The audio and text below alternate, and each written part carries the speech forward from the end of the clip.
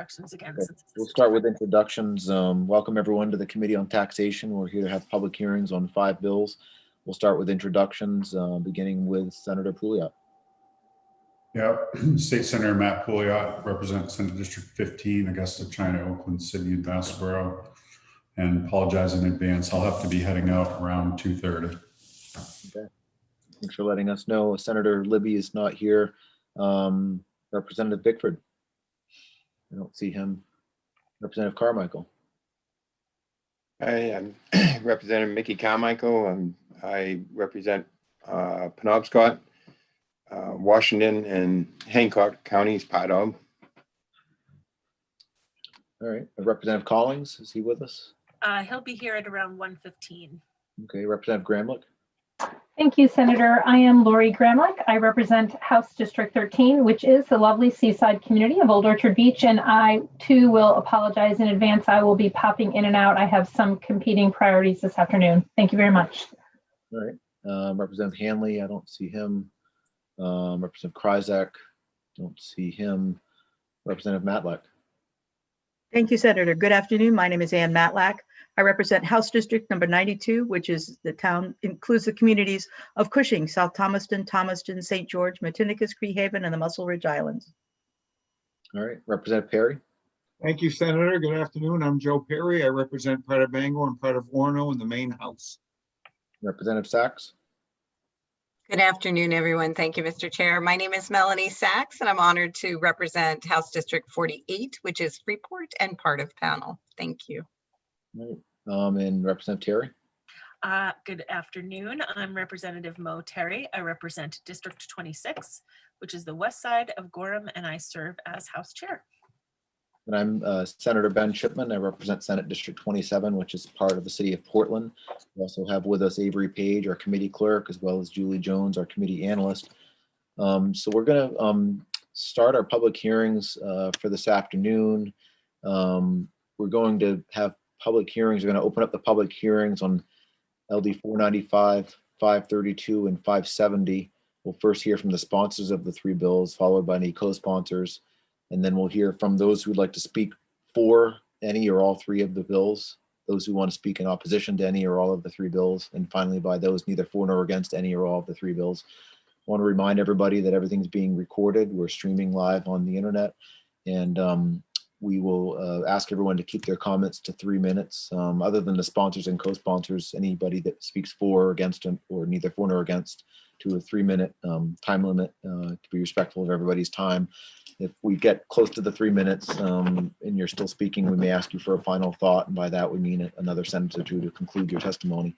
And then we'll have opportunity for committee members to ask questions if they have any of those who speak. So we will begin with the public hearing on LD 495, which I believe is Representative Osher's bill. Is she with us?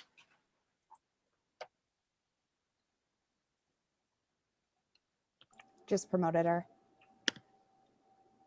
And then following Representative Osher, we'll hear from the sponsor of LD 532. Welcome, Representative Osher. You're muted. Thank you very much. Apologies for that. Good afternoon, Senator Chipman, Representative Terry, and members of the Taxation Committee. I'm Representative Lori Osher from District 123, which includes most of Orono, is the home of the University of Maine. Thank you for the opportunity to present LD 495, an act to improve income tax progressivity by establishing new top individual tax rates. Maine, like every state and like every nation on the planet, is facing the challenge of restoring our economy after the pandemic. A big part of that will involve addressing the many inequities that were brought to light as a result of the pandemic. Our greatest challenges include having enough revenue to fund our state's ongoing programs, to recover from the pandemic-induced economic hardship, and also have money to support essential new initiatives that will bolster our communities in 2021 and beyond. LD 495 is a common sense proposal to yield the much needed revenue to meet our challenges. This bill increases the tax rate on the current top bracket under the individual income tax from 7.15% to 8.35%. It also adds a new tax bracket with a rate of 11.15% on taxable incomes of single individuals earning over $100,000 and married couples with combined taxable income of over $200,000. This proposal will yield $300 million a year. With these small increases in income taxes for the wealthiest 12% of Mainers. Others who will testify after me will elaborate on these specifics further.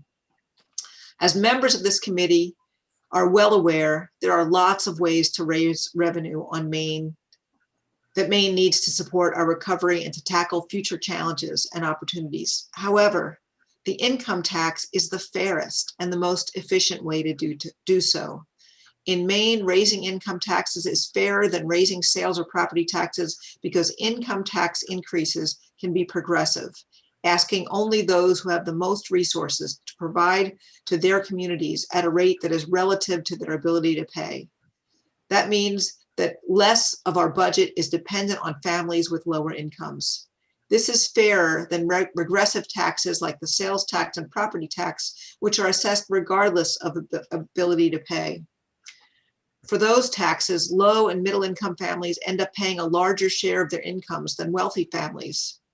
Right now, individuals who make just $51,700 fall under the same income tax bracket as those making $100,000, $200,000, and over $1 million in taxable income per year.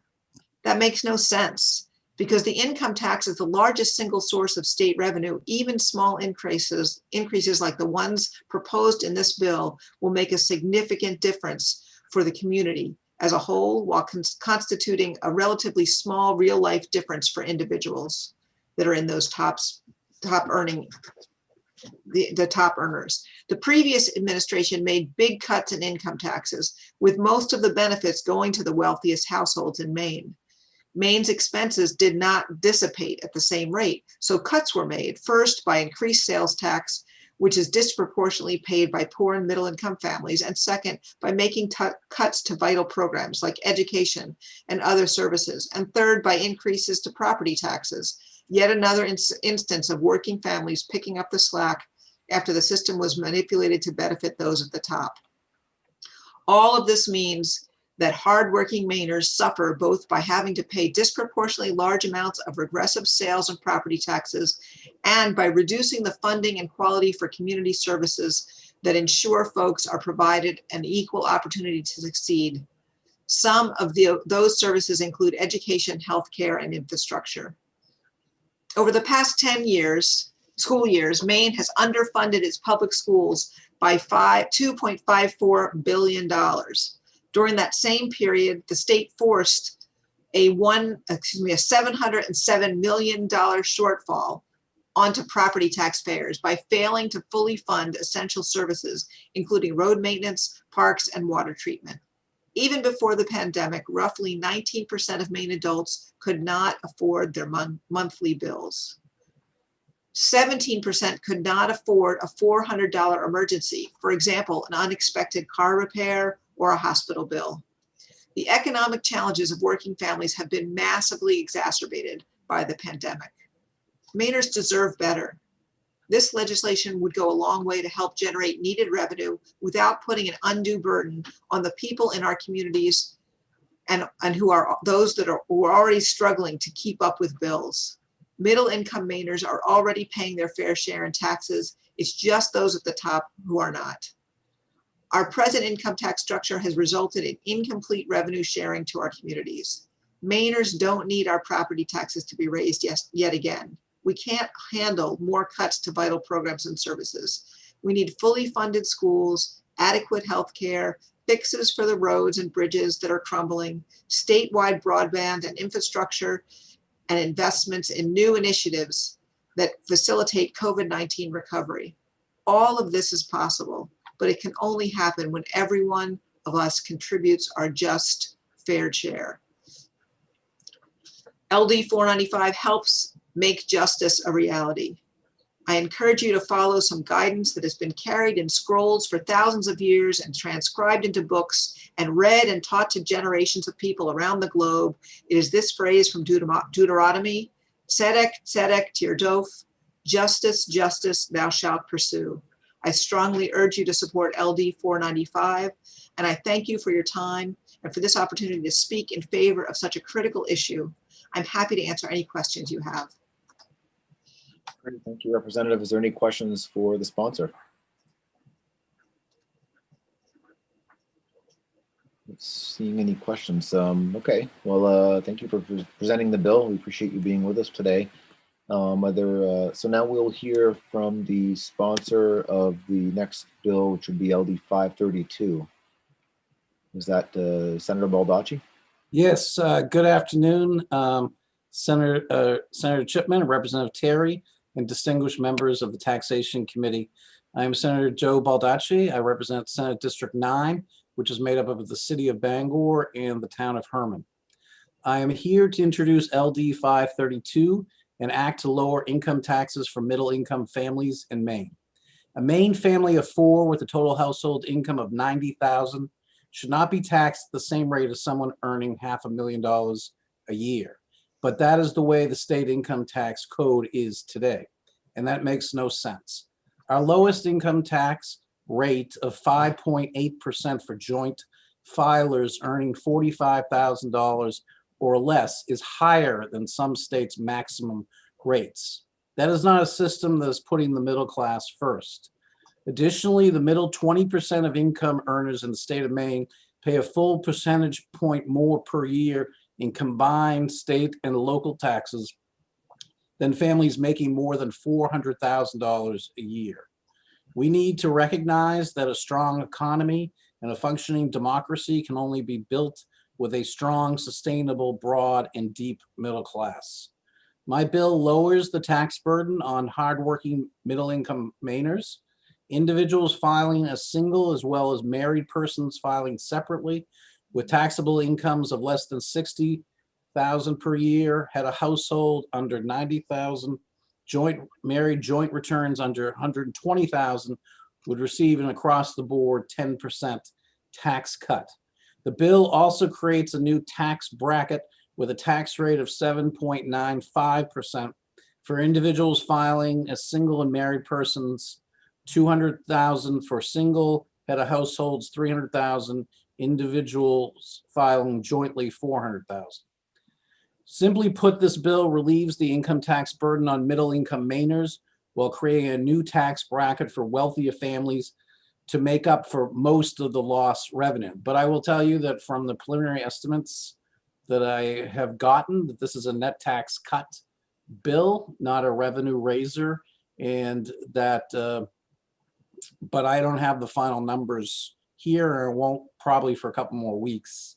Currently, Maine sets its income tax ceiling on single individuals at 7.15%.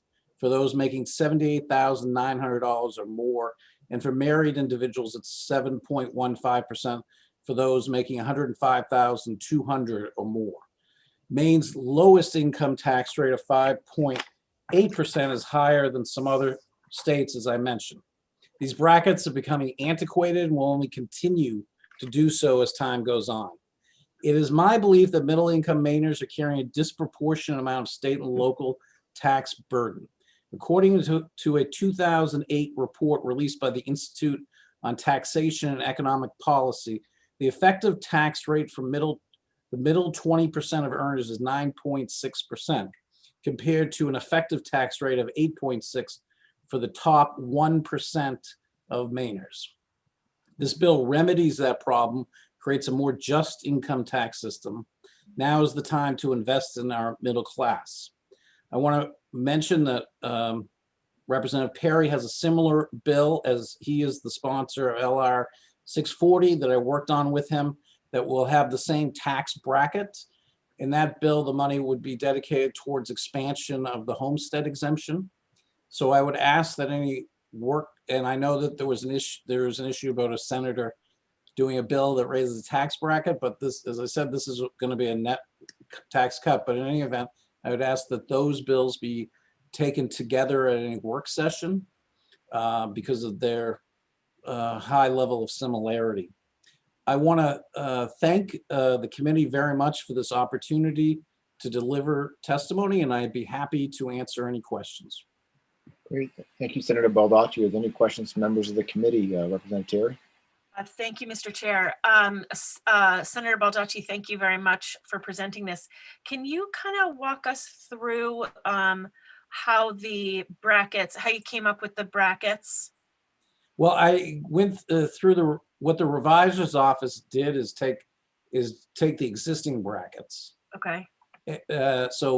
And then created a refundable credit of 10% for people who met these income things. So it's not a reduction per se in the rates on paper, but it is a reduction. It is effectively, it doesn't change the existing structure of the rates. It gives everybody below a certain income an automatic 10% reduction. That's the way the revisor's office thought it would be more efficient that way, without having to redo the entire tax code, which obviously may need to be done. But this leaves the rates the same. So when you fill out your tax return, you come to a line that says this X is your tax, but then you would get to this bill, which would say you get to negate, subtract 10% of that amount for the final tax amount. Okay. So that way it could be, that was the most efficient way they felt in terms of putting this together. Gotcha. Any additional questions from members of the committee? Seeing none, thank you, Senator Baldacci. Thank you very much. Appreciate everyone's time.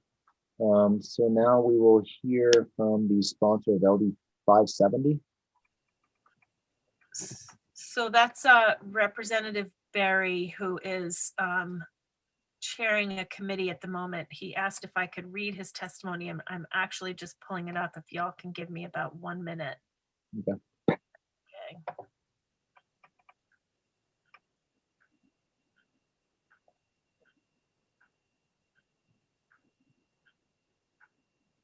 Which I am not finding.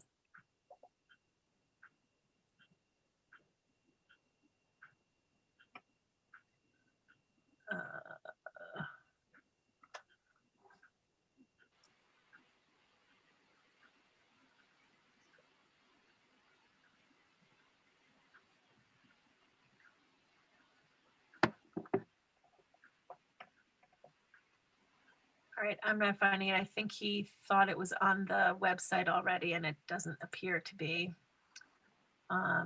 We can probably start taking some testimony in favor of, if that's okay, Senator. Well, can we take testimony in favor if we haven't heard the testimony introducing the bill yet, or? I don't know. Representative Terry, I'm looking at the not screen sure. right now, and I see his, we're talking about LD 570. I do see Representative Barry's testimony on the screen I'm looking at. Excellent. Would you like to read it, or would you like to send it to me and I'm happy to read it?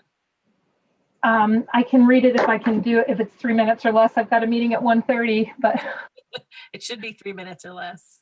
I will just start reading it if that is okay with the committee, and then I need to really quick run out. Yeah, that sounds good. Thank you. Okay. Senator Chipman, Representative Terry, and distinguished members of the Taxation Committee. My name is not Seth Berry, and I do not represent House District 55. Bowdoin, Bodenham, most of Richmond, and beautiful Swan Island on the Kaymak. I am pleased to present LD 570, an act to provide for fairness in the taxation of extraordinary and unearned income by establishing a 3% surcharge on net capital gains and dividends income over $250,000 for taxpayers filing single or married separate returns, and over $500,000 for taxpayers filing joint returns. That is a long title.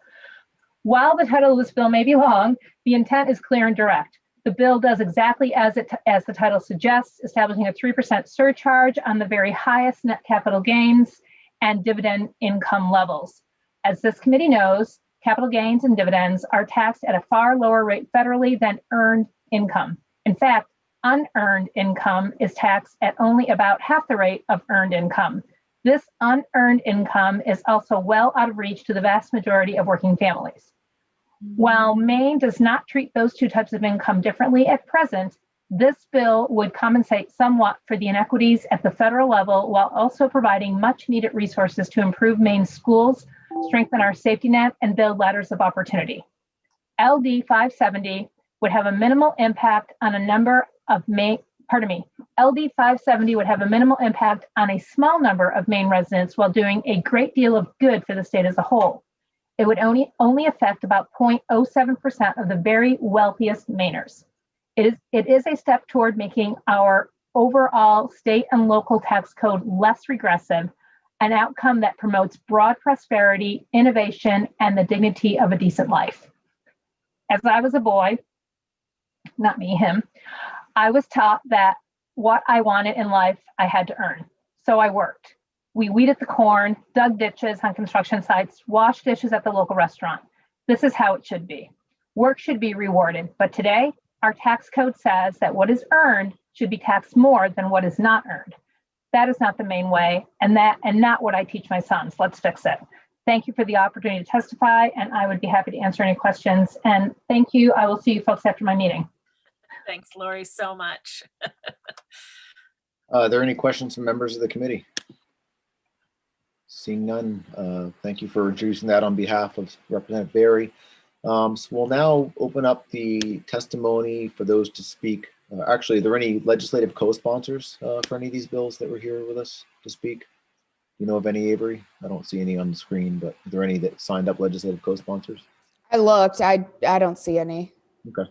So given that, we'll now open up testimony for those to speak in support of any or all of these bills. So if you want to speak in support of one, two, or all three of these bills, we'd ask you to speak on them all at the same time. And so it looks like we have Adam Good is the first one listed as a proponent. So is Adam Good with us? And then after Adam Good, we'll hear from Adam Zuckerman.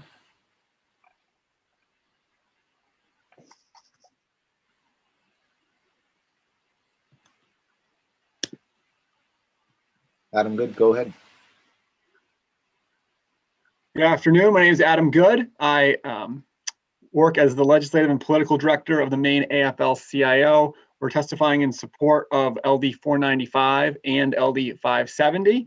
I have two sets of testimony, so bear with me as I try to splice them and cut down on time. Also want to recognize that I owe all of you some type of tribute, which you will receive once it is safe and I can join you all in person at some point. Maine AFL-CIO is a federation of labor unions. We represent 40,000 working people in the state of Maine. We submit comments in support of both 570 and 495, as we believe that they will improve lives of working people and their working conditions. Working people, whether Black, brown, or white, deserve policies that close the staggering wealth and income inequality gap. We fell short of this goal before the COVID-19 pandemic, and the events of the last year have only made things worse. Before the pandemic, more than 1 out of every 6 Maine adults couldn't afford a $400 emergency, like an unexpected auto repair or a hospital bill. Working people in Maine are relying on schools that have been shortchanged $2.73 billion and local services like first responders that have missed out on $707 million. If you're a working class Mainer, you either spent the last year navigating an unemployment system that is riddled with barriers, or you roll up your sleeves to help everyone weather the pandemic, potentially exposing yourself and your family to COVID. You also got most of your income from wages. If you're a wealthy household in Maine, you may grow your wealth in a very different way than working class Mainers. Unearned income from capital gains and dividends is taxed the same way as a working person's wages. This is obviously unfair, as you don't make anywhere near the sacrifices for that income as a working person earning wages. When you stock shelves, deliver items to people's homes, and work in a nursing home during a pandemic, you are exposed to health threats every day. When you sell your vacation home and your stocks, you certainly aren't making the same sacrifice. A 3% tax surcharge on income from capital gains or dividends over $250,000 for individuals, $500,000 for married couples, seems like the least we can do to balance out the clear difference in experience between working class Mainers and the wealthiest households. One group has rolled up their sleeves to help us get through this horrible time, while the wealthiest households have largely made no sacrifice in their income and are far less likely to be exposed to COVID in the workplace. This unearned income tax surcharge will only affect the top 1% of Mainers. The only asset that a typical working class person has that would approach this threshold is their home. Even if your home grows in value, it would not be impacted by this bill because of both federal and state law exemptions applying to the sale of the primary residence. To pivot to LD 495, the bill that Representative Osher is sponsoring, we support that for largely similar reasons. Obviously, the income tax is different. I think if I were to highlight a few things from my testimony on that bill, you all know that tax revenues give an early indication of the pandemic experience. That experience has been very different for those with the highest incomes. We've seen that revenues from higher income families and upper middle income families have not diminished the way they have from working class and middle income families. That struggle is made even more absurd when you consider how our tax code has been manipulated over decades, allowing the wealthiest households and corporations to pay lower overall effective tax rates than working people. Why should millionaires and middle-class families fall under the same top income rate? The key to solving this is through increased taxes on wealthy households. Maine's income tax is the largest source of state revenue. The wealthiest households pay less than middle-class families. Increasing taxes on high incomes is the best way to raise sorely needed revenue and unrig the tax code. I'm sure you'll hear about the $430 million less per year that we're generating compared to the 2010 income tax rules. The $430 million per year has to come from somewhere. And in this case, it has come from shortchanging schools and local services and increases to property and sales taxes. The income tax is the best way to reverse this trend because it is inherently fair. Ask those who have the most to contribute more back to their communities and families with low incomes. So those conclude our comments on both LD 495 and 570. Appreciate the work you're doing and happy to answer any questions. Excellent. Thank you. Are there any questions, members of the committee? Seeing none, thank you for being with us. Good afternoon. We'll now hear from Adam Zuckerman, who's with the People's Alliance, followed by Annie Hakito. Great, thank you. Senator Chipman, Representative Terry, and honorable members of the Joint Standing Committee on Taxation, my name is Adam Zuckerman, and I'm the lobbyist for Maine People's Alliance. I'm here to testify in favor of two revenue bills that your committee is hearing, LD 495 and LD 570. Too often, the knee-jerk reaction to a recession is austerity. That was the reaction that many states like Maine had in the midst of the Great Recession, when we closed budget shortfalls with cuts to schools, education, and the social safety net, rather than protecting families and communities hardest hit by the crisis. However, with a decade of hindsight, we can see that instead of helping the economy, austerity slowed the recovery.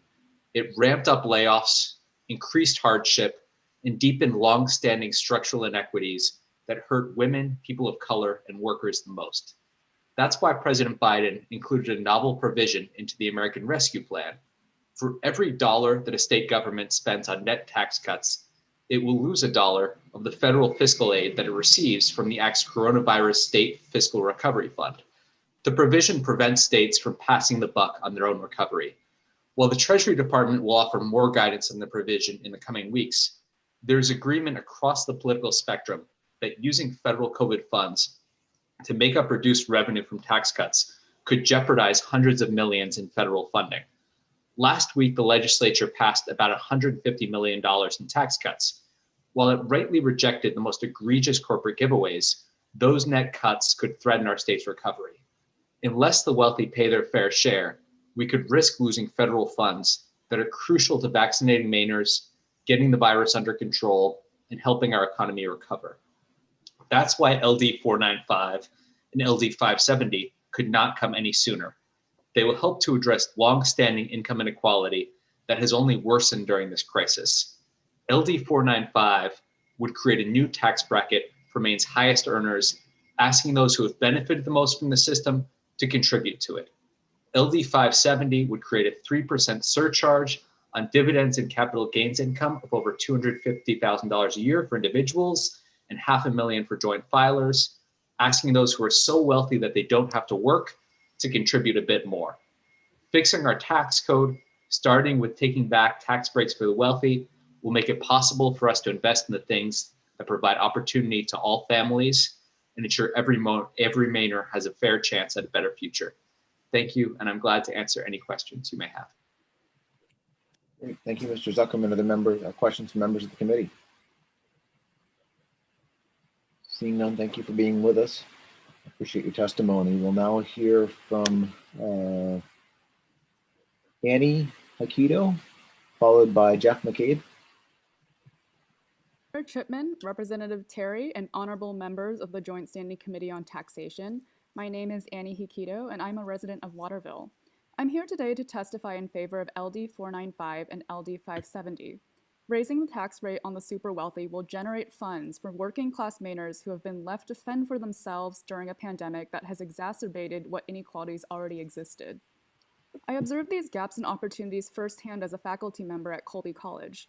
Many of my students, as you can imagine, are from wealthy New England suburbs outside of our state, but those within the state come from Auburn, Portland, the northern regions where their families own large farms, clearly the richest parts of this state. They were able to safely quarantine with their families when our college closed a year ago. Since then, they've returned to campus and benefited from regular COVID testing and the usual advantages that a historically white, wealthy educational institution like ours provides. But when I leave my classroom, I return to my studio unit in a refurbished mill that sits on the edge of the south end of Waterville. I've learned from Colby staff members who reside here that rents are increasing. Meanwhile, caring for children during a pandemic has drained them and their neighbors emotionally and economically. On my walks, I see apartment complexes with peeling paint and makeshift window repairs, a notable contrast from the new facilities that me and my middle-class colleagues enjoy, and certainly from the sprawling estates of the richest Mainers. LD 495 and LD 570 are steps to ensuring that all Mainers have the right to healthy, meaningful lives, not just those who can afford it due to intergenerational transfers of wealth. Raising taxes for the wealthy and funneling them into social services for those who are not born into riches is a foundation for building a more ethical and equitable state. Thank you. Thank you very much, Ms. Hikito.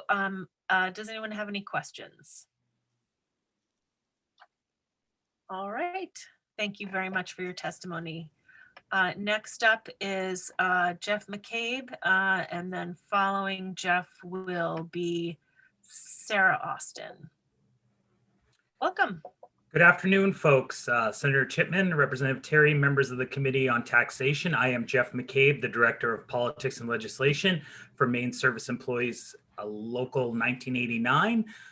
We are a labor union representing 13,000 workers in the state, retirees, public sector workers, and this is an organization that represents folks statewide.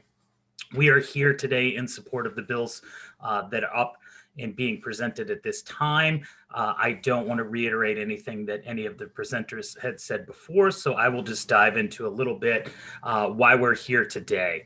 These bills would help unrig Maine's tax code by making everyday workers, not Maine's wealthiest citizens, the priority. The additional revenues proposed in these bills is necessary so our great state can start addressing a long list of unmet needs. As our union and many of our coalition partners noted on a February 22nd, 2021 letter to the 130th legislature, our tax code perpetuates inequity and austerity. It prioritizes wealth and wealthy over investments that would strengthen communities and build a stronger, fairer economy for Mainers, but particularly those with low to moderate incomes. Unmet needs in our state include continuing underfunding state aid to education, state and local revenue sharing, and failing to increase the Maine Earned Income Tax Credit to equal the federal Earned Income Tax Credit. State agencies have been understaffed and underfunded for years. Before the pandemic, 1 in 5 Mainers couldn't afford their monthly bills, and Maine's housing market is among the least affordable in the nation. Also, 1 in 8 adults and 1 in 5 children experience food insecurity.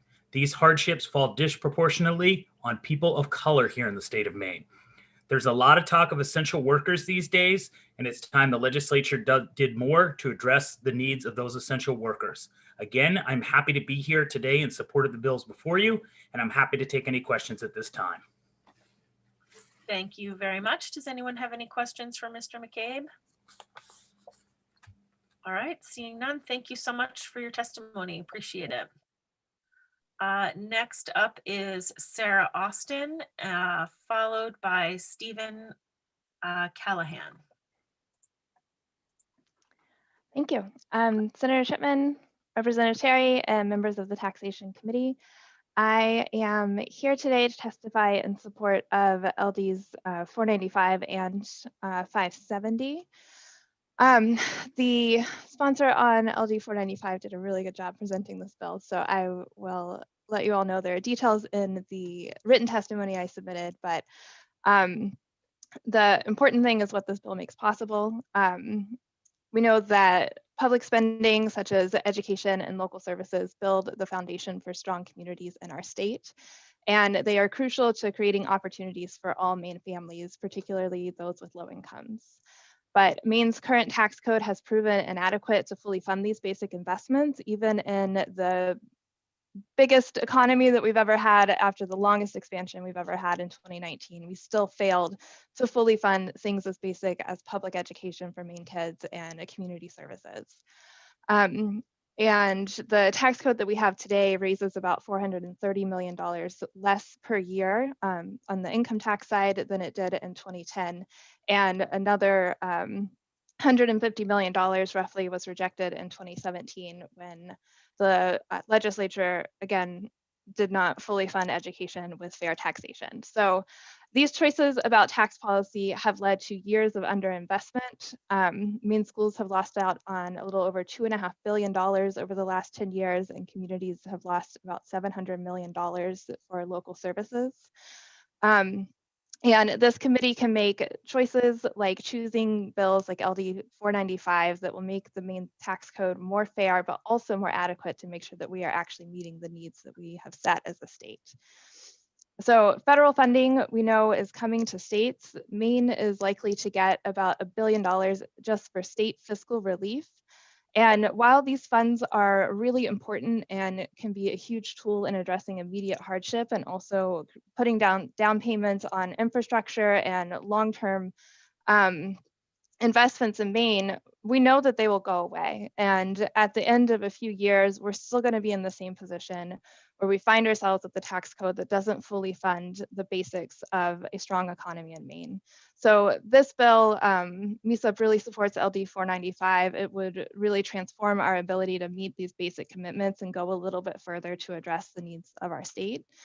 And in addition to that, just to speak a little on LD 570, which is the tax on capital gains and dividends income that exceeds $250,000 for a single filer and $500,000 for joint filers.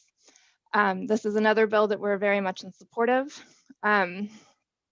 Capital gains and dividends, these are passive income opportunities that people are able to bring in income just because of the wealth that they have, not because of their labor that they do on a day-to-day basis.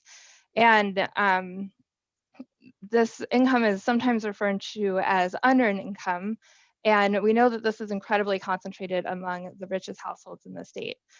About 53% of all stocks and mutual funds across the country are owned by the top 1% of US households, according to data by the US Federal Reserve.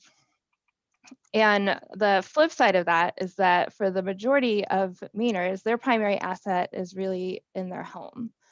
Families across the economic spectrum build wealth through home equity, particularly as they pay down mortgages and build equity in their primary residence. And these families, we know, are going to be virtually unimpacted by this bill because of these exemptions that are in federal and state law.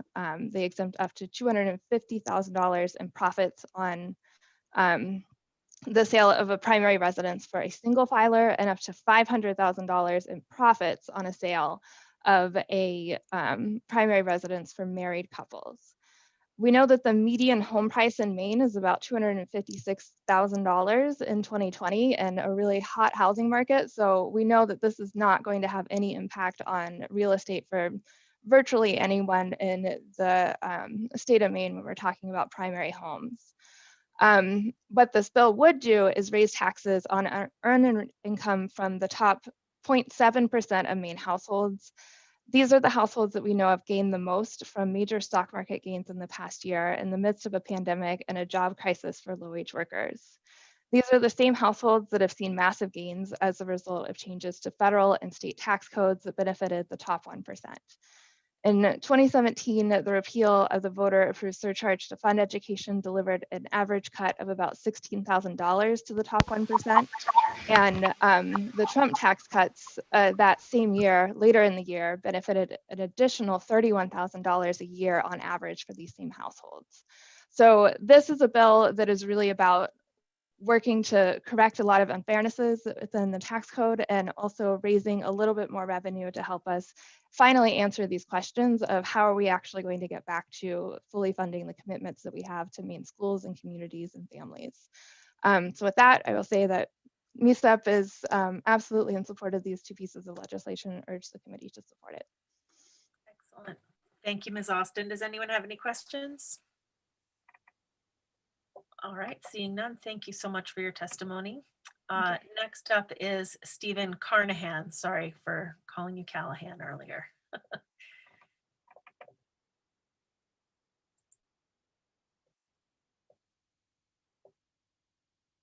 Are you with us, Stephen?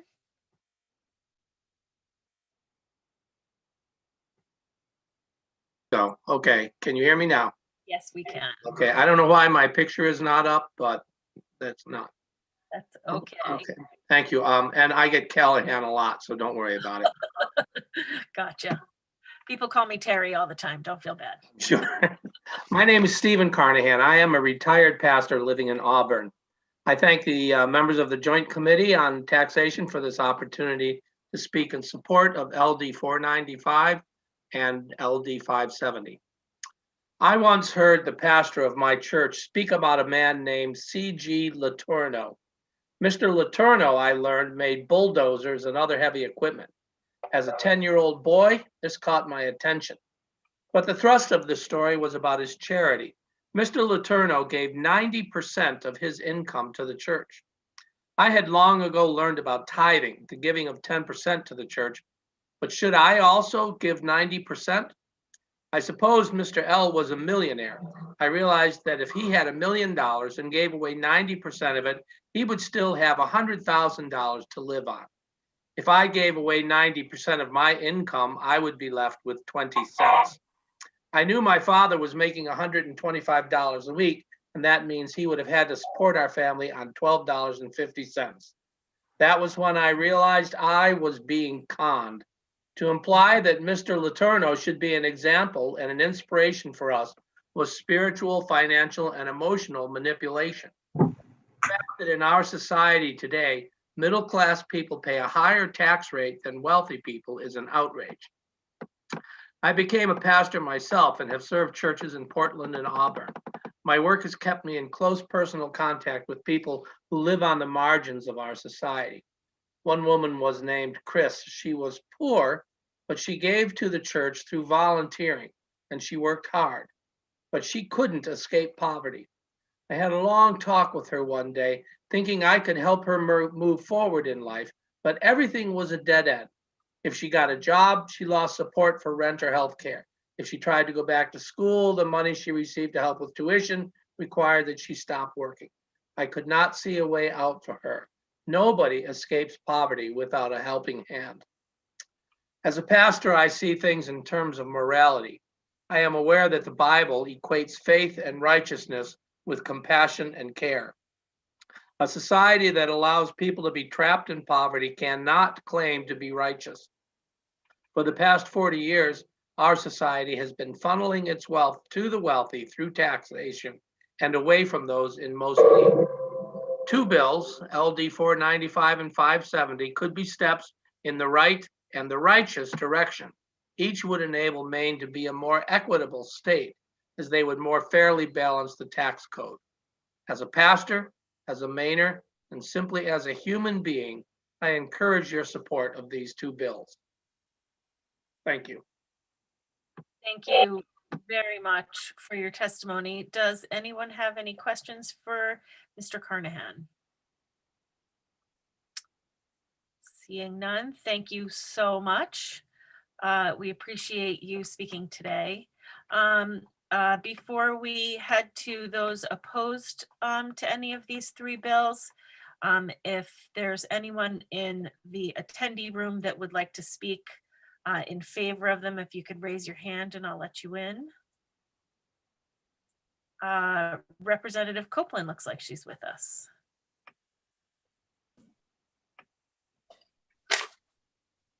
Representative Copeland, you are in the tax committee. Okay, great. Senator Chipman, Representative Terry, thank you for the opportunity. Also, there we go. Sorry. Distinguished members of the Taxation Committee. I am a co-sponsor of LD 495, and we've heard some great facts and figures today. I want to talk about the people. I was a therapeutic foster parent for 11 years, and I know that when we lift others up,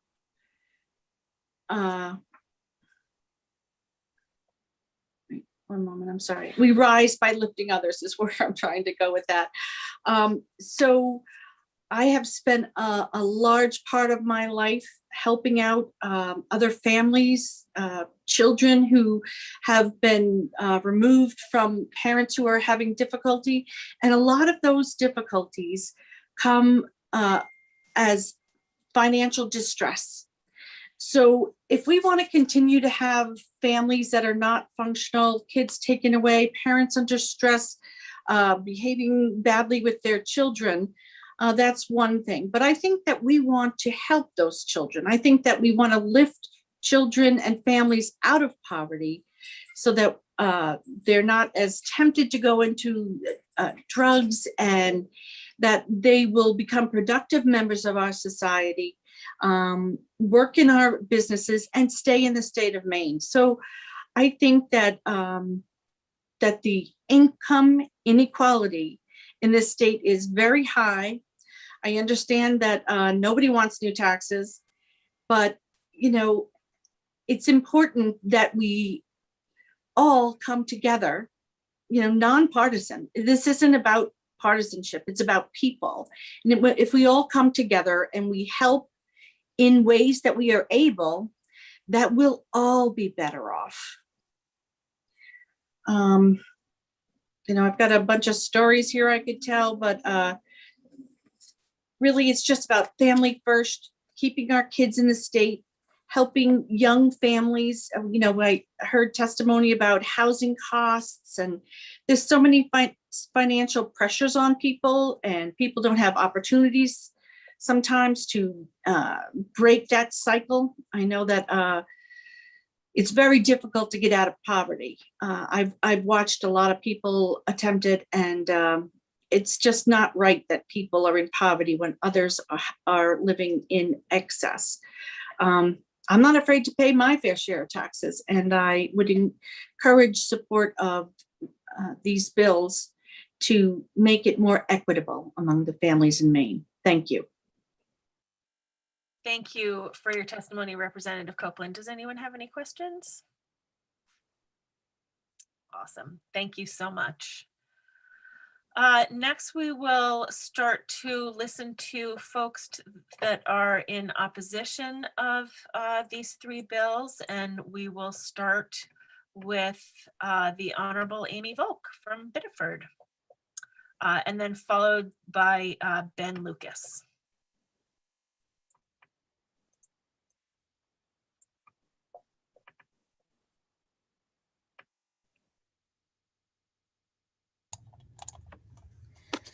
Here I am.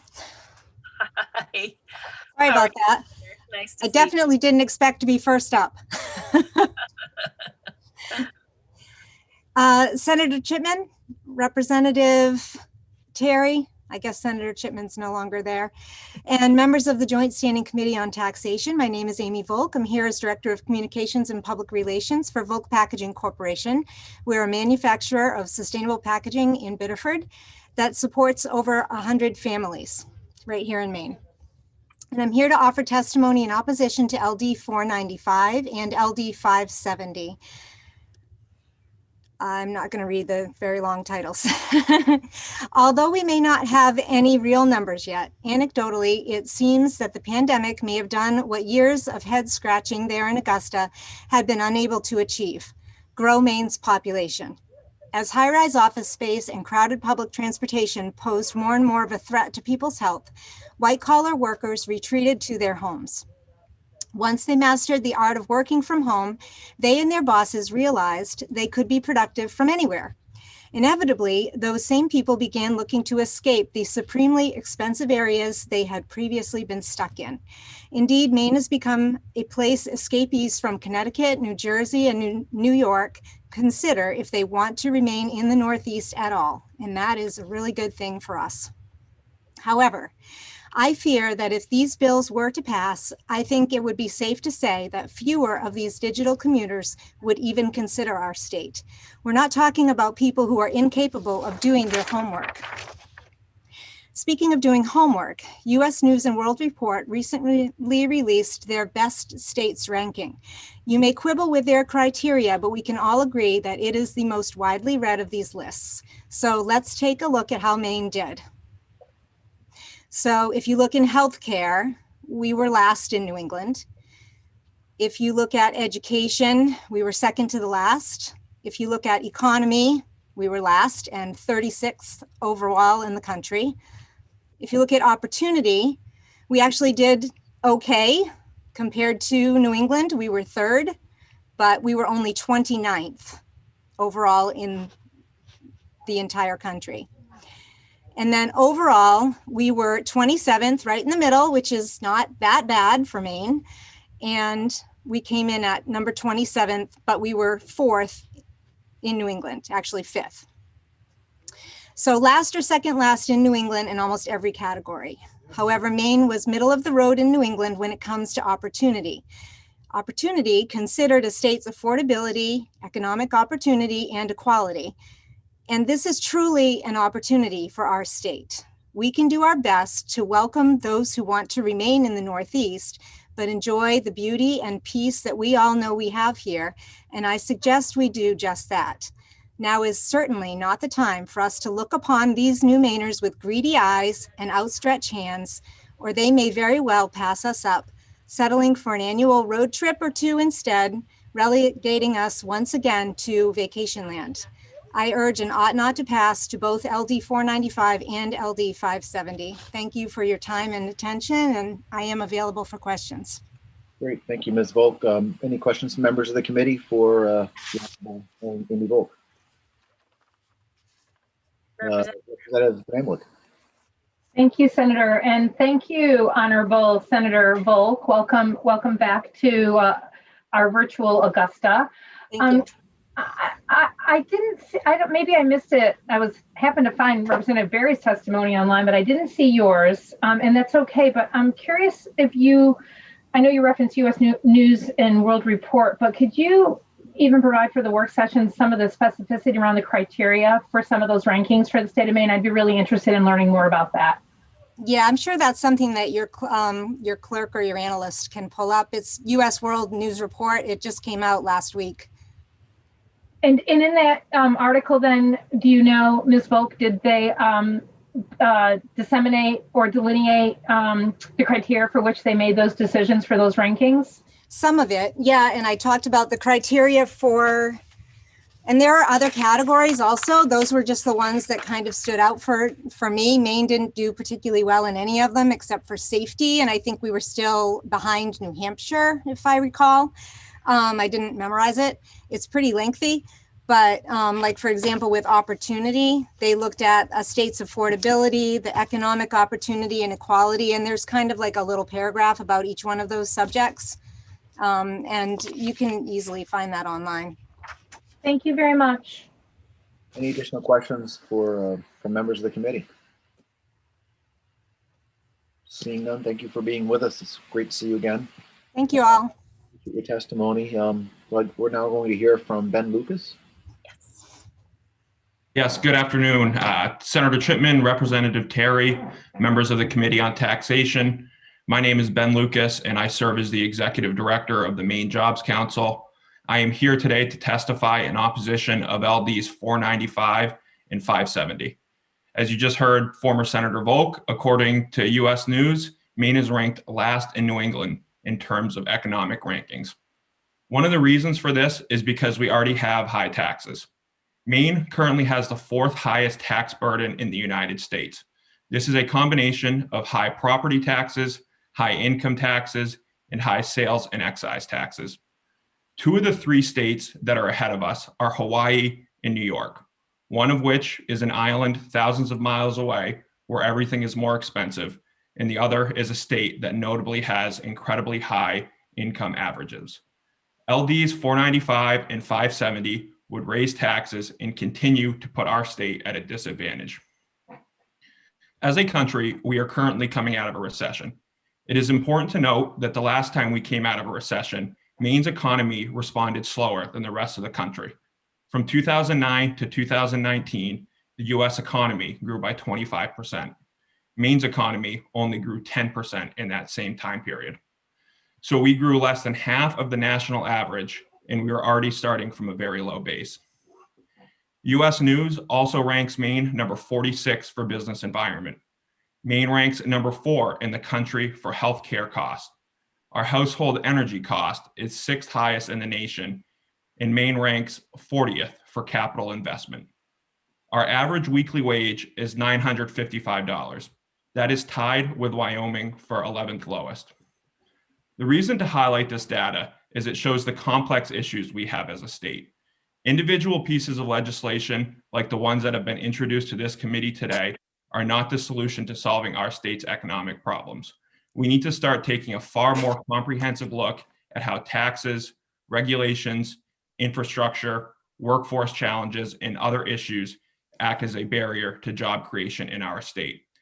Maine needs to develop and follow a long-term strategic economic plan to create a tax base that works for all Mainers. If this legislation passes, Maine will continue to be less competitive with other states, and it is less likely high earners will move here or stay here.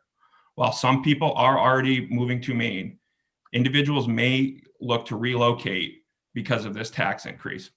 Maine could be a destination state, and that is a better way to grow our tax base.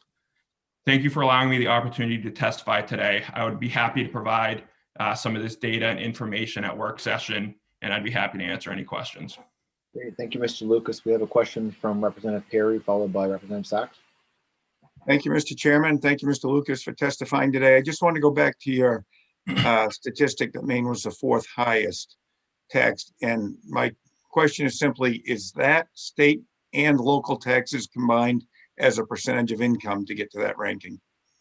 Yeah, so I can provide the report at work session that I used for you, but the data that I was able to find was a combination of all that: government costs, taxes, our sales and excise tax, our income tax, and property tax, all of which are among the highest in the nation. But I can certainly provide a full report for you and where I got that data from. Thank you. I appreciate it. I love those comparisons. Yeah, you're welcome, Representative. And we haven't really seen much of that yet this year. Usually there's a book that comes out. Yeah, absolutely. I'd be more than happy to provide that data for you. Representative Sachs. Thank you, Mr. Chair. Thank you, Mr. Lucas. And we often ask you for more data, so thank you so much for providing that. We had heard in this committee on other similar bills, you had mentioned that our recovery was quite poor. However, other sources had pointed to the fact that because we chose as a state to do austerity measures and cuts rather than investment in the lower tax brackets and lower income folks, that was the reason, and demonstrably so with data for that. Can you explain or maybe see your view of that? I'm not. Could you repeat the question? I'm not quite following, Representative Sachs. My apologies. That You had stated, I believe, in your testimony just now that part of the reason for our poor recovery was because of X amount of taxes, of which you're going to supply some data for. We have had significant discussions within this committee by other groups that stated that the reason that our recovery was so poor was because the prior administrations and during that recovery period had failed to invest in those low-wage workers, that we'd cut services and done austerity measures at the time when we should have been investing in folks. Can you explain sort of your view versus that? Yeah, thank you. And thanks for the clarity with the question. I haven't thought about that specific aspect of it. In my research, I just... Guys, anybody want to go on a road trip with me?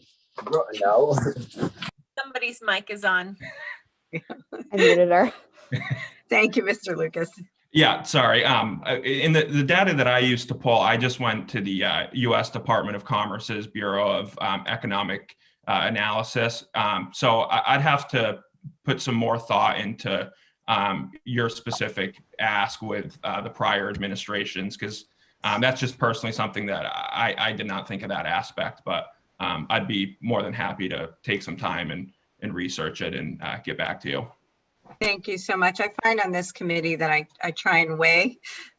Many of the same groups come before us against, and many of the same groups come before us for 4 of these different tax bills. And I'm trying to keep it all within context and find a better way forward. So thank you very much. Yeah, thank you. We have a question. Can I ask a question?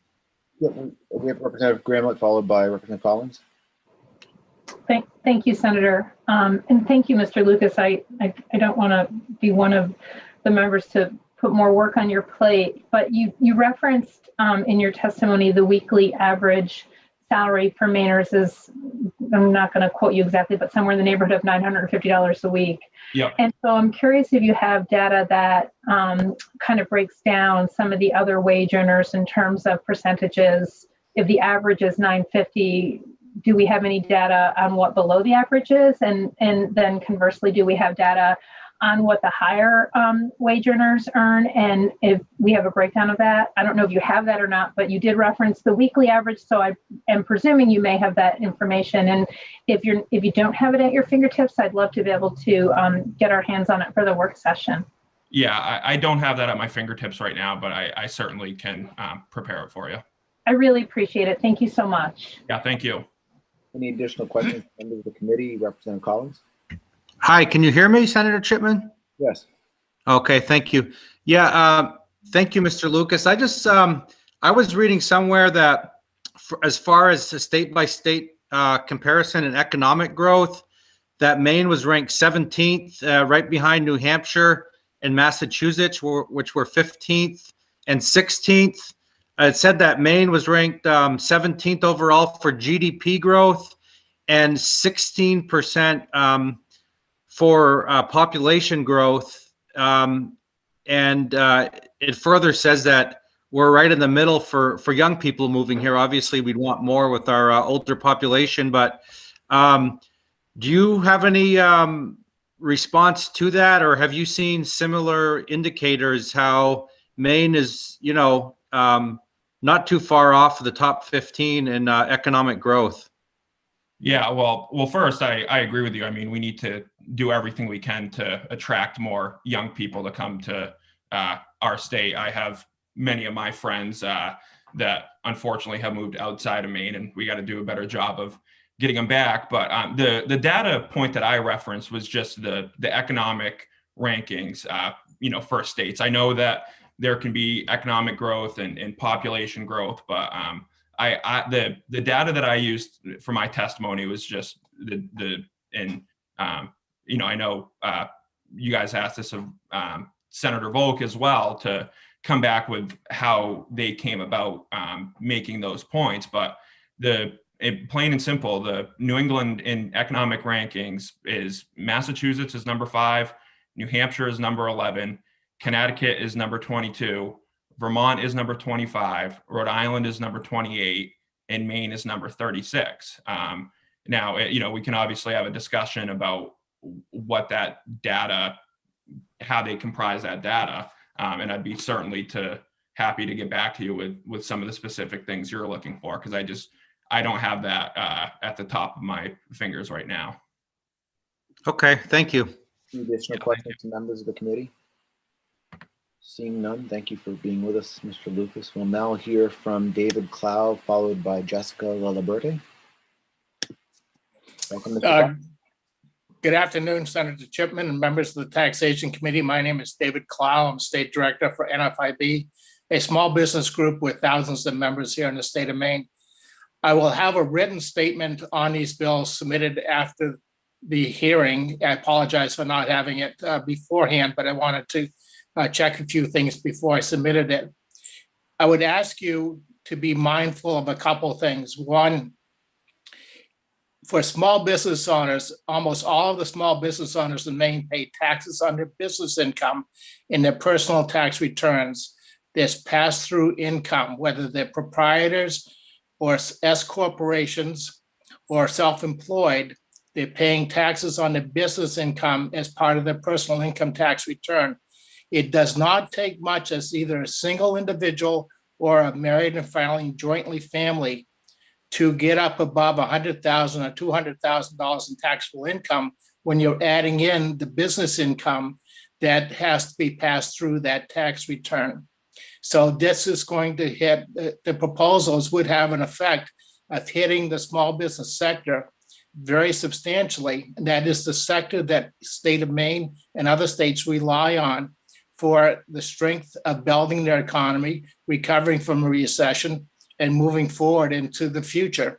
So, and I think as some members have heard in the past, the earnings that are retained then get pushed back into the business for investment in new plant and equipment, new ideas, and ways to grow the business. So be mindful, please, that the money you take out of the pockets of small business owners is money that cannot go back into the business to support the sustainability of that business going forward.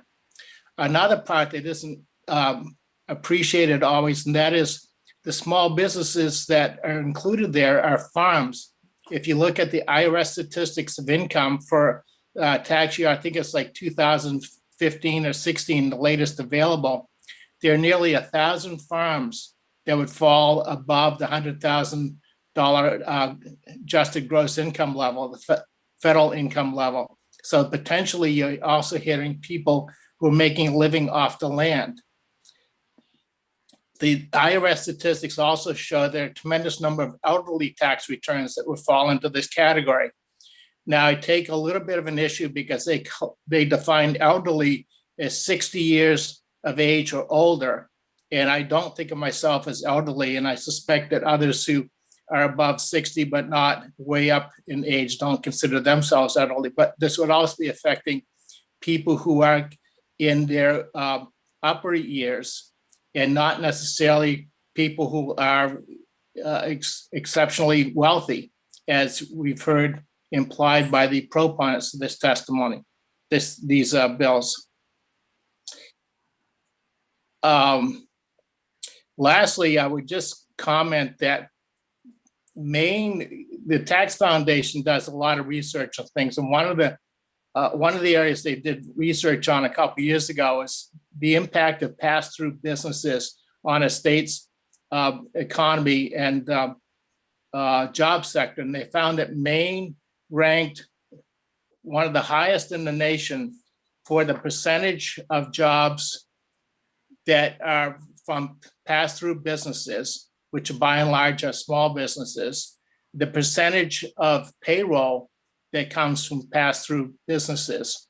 So wrapping it back up to my first comment, being mindful, please, that the more duress you put on small business owners, the more you take out of their business, the more you're impacting all aspects of the Maine economy, and not impacting it in a positive way, but impacting it in a negative way. As we've seen from the Paycheck Protection Program, small business owners are struggling to survive, to recover, and to get back into a strong position so they can add back the thousands of jobs that the Maine Economic Forecasting Commission says we need to we need to gain in order to go back to where we were before 2020. That's some of my comments at the moment. I'd be happy to answer any questions. I, again, apologize for not having a written statement yet, but I will submit one for the record. Thank you, Mr. Clow. We have a question from Representative Terry. Thank you very much, Mr. Chair, and thank you, Mr. Cloud, for coming today to talk about these. I just have, I want to talk a little bit about the pass-throughs. Do you know about how many pass-through businesses we have in the state at the moment? Off the top of my head, I do not, Representative. I will attempt to get an answer to that, at least a ballpark answer for you. Yeah, and what's sort of like the threshold that a company usually goes by? You know, it would have to be, this is a very broad question, of course, but what's the kind of threshold that a pass-through company has to pass in order to file differently, to take themselves out of that pass-through situation and file, you know, as a corporation or an LLC or an S corp or whatever, you know, what's that threshold for folks? There actually is no threshold. It has to do with how they're organized. So if they're organized as a C corporation, they'd be first filing as a corporation, and then the income from the corporation would, to the extent there's a dividend, would go to the shareholders, and that would become the pass-through there. But if they're an S corporation, they're passing through the income directly on their federal individual income tax return, as well as the main individual income tax return, or as a proprietor, partner, or LLC. But it's not done by income, Representative. It's done by how they've organized themselves for tax purposes and legally. And the benefit of doing it as a pass-through versus, you know, doing it some other way? Well, the pass-through, as I understand, the pass-through has more to do with just how the income ends up on the income tax return. But they organize a particular way.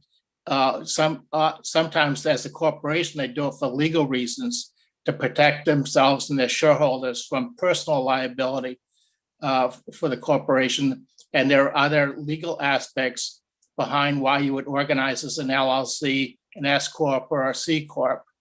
If you don't organize as something like that, then you become a sole proprietor, and a sole proprietor is what files the Schedule Cs on the 1040 income tax return. Okay, thank you.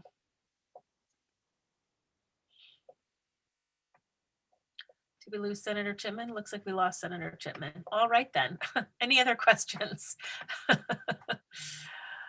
Excellent. Seeing none, thank you, Mr. Clow, for your testimony. Appreciate it. And next up is Jessica La Liberty.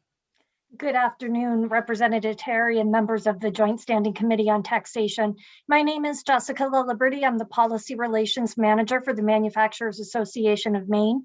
We are an industry organization representing 400 Maine manufacturing businesses, which employ about 29,000 employees here in Maine. I'm here to testify in opposition to LD 495 and LD 570.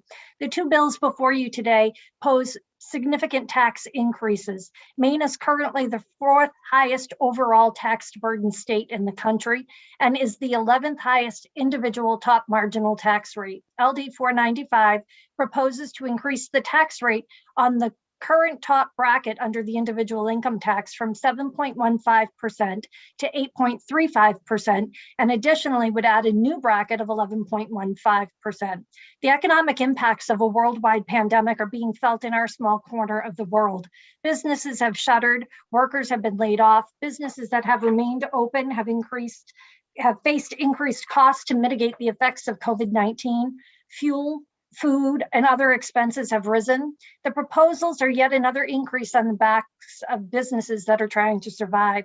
You cannot tax your way to prosperity. These bills add to the already high cost of doing business in the state of Maine. We have high energy costs. We face ever-changing business regulation, high healthcare costs. We have very high taxes. Maine is one of the few states in the nation which has seen significant demand for housing. That's positive economic news in these difficult days. With the pandemic ongoing, many workers have transitioned to work from home, as we all are here today on Zoom. And Maine was just ranked last in New England for business by the US News and Report, as you heard former Senator Volk and Mr. Lucas mentioned in their testimony. Digital commuters have more affordable options. These two bills would penalize high wage earners. Why would they want to come to Maine? And why would those who are high income earners want to remain here? Maine needs a tax policy that promotes business growth and creates jobs. Maine and our 400 members representing 29,000 workers stand in strong opposition to LD 495 and LD 570, and we would urge an ought not to pass vote. Thank you for your time and consideration. Thank you very much, Ms. LaLiberty. Any questions? Excellent. Thank you so much for your time and your testimony. We appreciate it. Thank you. Next up, and sorry to do this so quickly, Ms. Caprera, but you are up next. Sorry, we didn't get you in the queue there. And after Linda is Larry Grondin.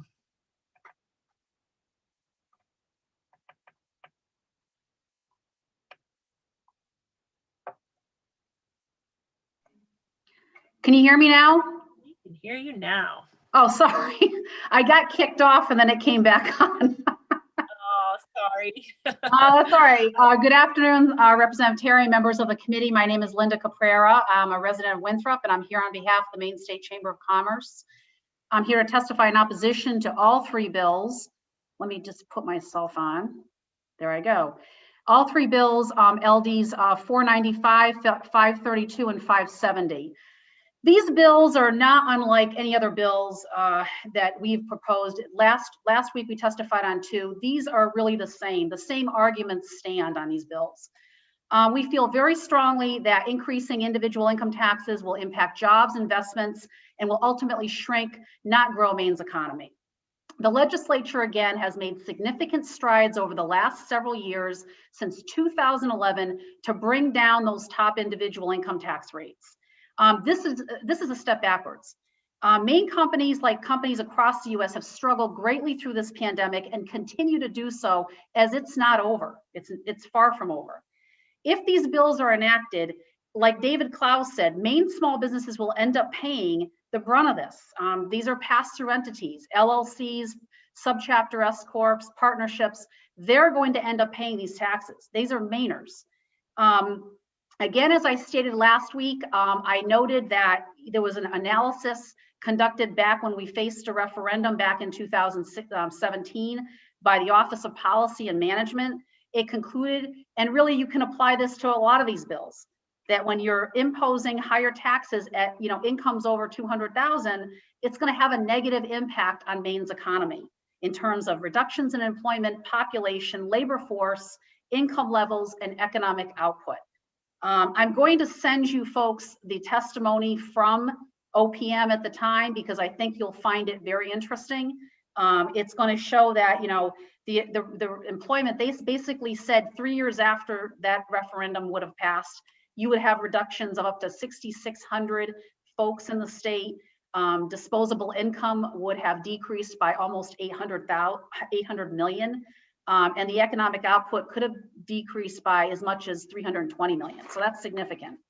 The other thing I want to address is I heard some folks talking about concentrating, at least the proponents were concentrating on, well, an LD 570, this was going to impact, it wouldn't impact home sales. Well, I'll tell you, extraordinary gains is not just home sales. These are Maine businesses selling their businesses when they retire. They've worked hard all their lives. They want to retire. And now this is going to slap them with a whopping 3% surcharge. So you know what? If I was that small business, I'd move out of the state first, sell my business, and then not retire here, because you'll not only lose the income tax income, but you're also going to lose the state tax potentially. So this has a huge impact on those Maine small businesses that have worked all their lives to have something at the end of their retirement, and now that's what's going to penalize them. So not only that, but these bills represent public policy that is completely opposite of the stated goals of the state's 10-year strategic plan that the governor just released. In that plan, it wants to increase jobs, increase wages, and increase the value of product, and that really is growing the economy. How we get folks out of poverty is we grow the economy, we have investment in the state, and we have jobs that are good paying jobs. That is how we really get people out of poverty. And, you know, punishing folks that have worked hard all their lives to establish their businesses and then be taxed in the high earners, it just doesn't make sense. So we urge the committee to vote against all of these bills, these three and the ones last week as well. And I'd be happy to answer any questions. Excellent. Thank you, Ms. Caprera. And it looks like we do have some questions. We'll start with Representative Matlack. Thank you, Madam Chair, and welcome again, Ms. Caprera. You stated in your testimony that since 2011, the state has started to bring down the top tax rates, but not necessarily the tax rates for other incomes, the folks in the lower brackets, the folks in the medium brackets. And I'm just looking at some statistics from Opportunity Insights, which is a think tank out of Harvard that looks at these sorts of numbers. And since the beginning of the pandemic, people of high income had a drop in income for about a month, and they are back to where they were before. Whereas people with low wage income, they dropped and they stayed dropped. They have not seen a rebound in their income. And I'm wondering where you think tax priorities should be to bring back the incomes of low income people when the people at the higher ends are already seeing a rebounding in their income. I think the answer to that is to grow the economy. If we have investment in the state and we have low tax rates, we attract investment, we attract capital, I think you're going to grow the economy that way. And I think that's what the state strategic plan indicates. We need to innovate, we need to use innovation, we need to grow the wages and grow the jobs. And that's how I think you lift people out of poverty. It's not just redistributing the wealth. You need to grow the economy, and that's what we're suggesting. And back in 2000, I think it was 2015, I'd have to check, but I think as my memory serves us, they did take over 70,000 people off the tax rolls back then. And I would have to look at what because I really can't remember, it was way back, but I'd have to look at the amount of folks, what income brackets they were, but that was significant. It wasn't just in the higher income, totally higher income. It was throughout the board, across the board. They took a significant amount of Mainers off the tax rolls with the income tax reductions that they had. Thank you. Representative Perry, you have a question?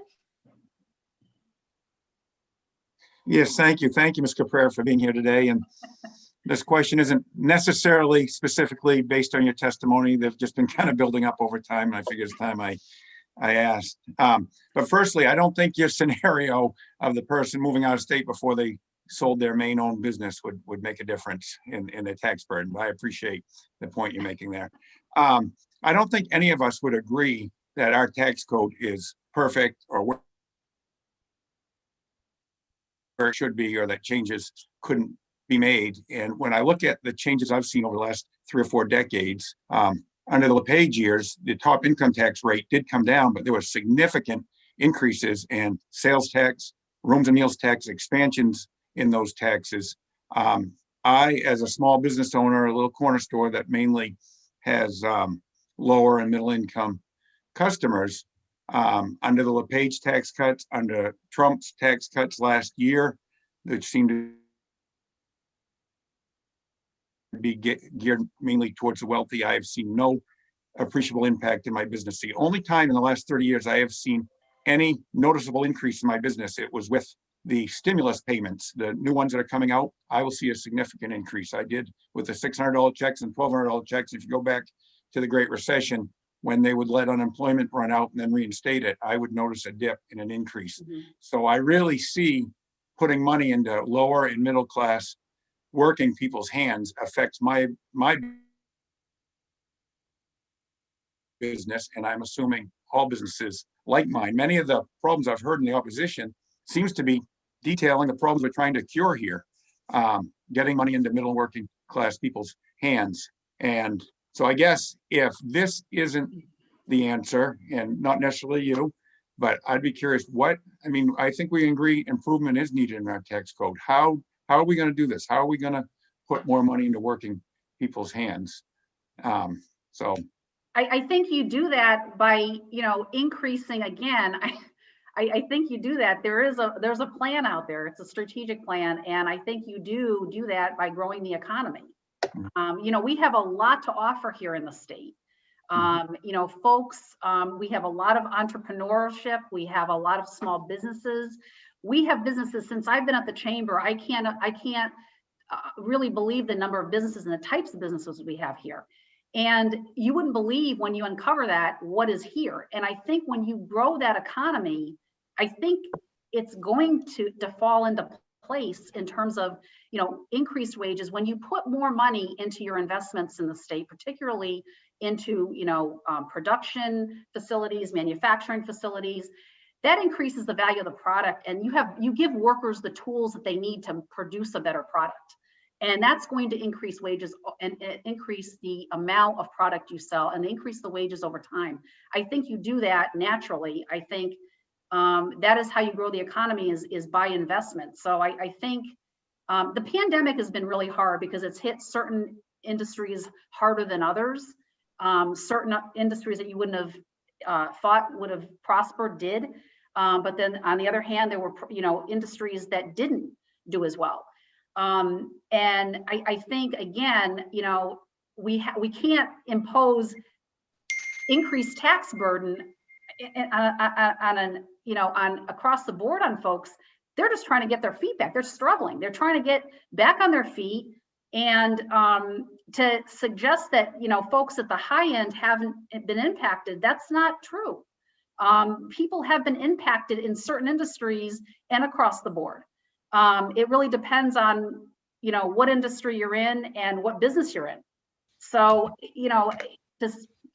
I'm not aware of the Harvard study and I haven't seen it, so I can't say, but again, I think growing the economy, we need to get back on our feet and we need to support the struggling businesses that are out there. Thank you. Next up is Representative Sachs, and then Representative Collins, I see you have a question as well. Welcome back, Ms. Caprera. Thank you for being here this afternoon. So if you could help me understand, given the $900 million that was taken out of revenue for state government with the tax cuts under the former administration, and yet we are still, by the opponent's measure of these bills, dead last in many metrics. So the trickle down that you're talking about did not happen, even with that substantial bit. So can you help me reconcile those two things? The 900 million, I didn't catch that. Right. So that you are stating that by taxing the higher incomes, that we will keep money and expand the economy. However, that was tried for tax cuts in the last administration to the tune of $900 million in revenue taken out of state services, state coffers.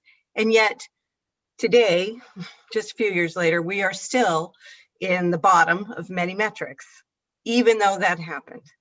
So I'm wondering about this correlation that I keep hearing between don't do this because we're not going to be able to grow. But even when we reduced taxes for the higher brackets, either at the federal or the state level, it still sounds like the evidence being presented today is we're still in the bottom.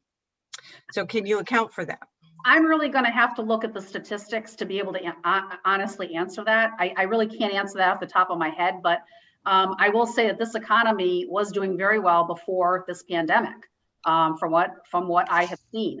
I don't know. I'll have to really look at those statistics, but in order to answer that, I can't answer that right now. Right. And I'm just basically even referencing the same U.S. News and World Report that's been coming out, right? Yeah, so I haven't seen that, so I'm going to have to look at that. Right. Yeah, that would have been longitudinal and it would have been several years. And so I'm just not seeing the evidence of correlation that I'm hearing repeatedly. So would love some thoughts about that. Thanks so much.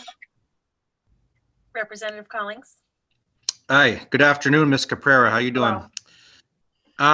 I just wanted to quickly, I know this pandemic has been, unprecedented, and it's kind of hard to compare it to anything in our lifetime. And we're trying to figure all things out, for everyone as we move forward here as a state. The only thing I can think of to look back at was when our economy was affected so drastically, was before, I think almost all of us probably on the Zoom were born, was, the Great Depression. And after that, President Roosevelt rose taxes significantly on those with the most wealth and took that money and reinvested in communities and really helped our economy go into a state of great growth and a big boom. So do you think that that could work today, that impact could help boost us out of this sort of small kind of recession we are in? No, I don't. I mean, I said it earlier, there was an analysis done on the impact to higher incomes. The state did the analysis back in 2017. And, folks at the higher income levels, they're mobile. They can go from state to state, and you are seeing this across the United States. Maine is realizing an influx, but what is that influx? What is the influx? Is it folks that are having second homes here and that are living in Florida for 6 months in a day? We don't know that. So when you say an influx, you got to be careful. A lot of the folks are moving out of these very high tax states. They are moving to states that are lower taxed, and they will continue to do that. They are very mobile at the higher end. And so I don't think you can tax your way out of any type of economic depression or recession. I think you have to grow your economy. And I think that is the most important thing here. We have to get back on our feet, and we have to make sure give the employers in the state the tools that they need to be able to increase jobs, increase wages, and increase the value of product shipping domestically and overseas. And I think that that's how we get out of this pandemic situation we're in. I mean, I don't think taxing our way out of it is gonna help. All right, any other questions for Ms. Caprera? Seeing none, thank you very much for your testimony and answering all of our questions. Will you be around for the work session with some of that data that you were asking Yes, about? I definitely will. I'm going to look at the US News data. I haven't seen it, but I will look at it. Absolutely. Fantastic. Thank you so much. And I will also provide you with the report that the analysis that OPM did back in 2017. I think you should look at that. It's a testimony that they gave before taxation at that time. Fantastic. Thank you so much. Bye. Next up is Larry Grondin. Thank you very much for waiting, Mr. Grondin, and welcome. Thank you very much. Representative Terry and distinguished members of the Standing Committee on Taxation. My name is Larry Grondin. Thank you for having me here today. I am the Vice President of R.J. Grondin Sons based in Gorham. I'm here to represent Associated Builders and Contractors of Maine. ABC is a national association with 69 chapters all over the country, representing 21,000 merit shop construction and construction-related firms. Here in Maine alone, they have 170 businesses across the state, many in your own districts. As a member of ABC, I'm here today to speak in opposition of LD 495. ABC Maine does not believe that now is the time to further complicate an already complicated tax code. This last year has been very rough with coronavirus and everything else. And I think 495 will only make life more difficult for business owners. Many of Maine businesses are small businesses in Maine. In fact, according to Maine Biz Magazine, there's over 140,000 small businesses in Maine alone. And many of those file as a sub-S corporation, as Dave Clough was talking about earlier. That's a really important distinction because that would really make it difficult for all these small businesses. And I can't say, I don't know what percentage of those small businesses file sub-S, but that would be something that it would be good for this committee to know. But I would think there's quite a few. Our company personally is filed that way. And I think this would make it very difficult for these companies to grow and create more jobs and contribute more to the bottom line for everybody and all their employees. Also worth noting, and I think Amy Volk alluded to this, when you're trying to recruit highly skilled workers from out of state, the tax rate already is on the high end, so this would only exacerbate that further. we must keep in mind that our neighbor in New Hampshire, they don't have any individual tax rate.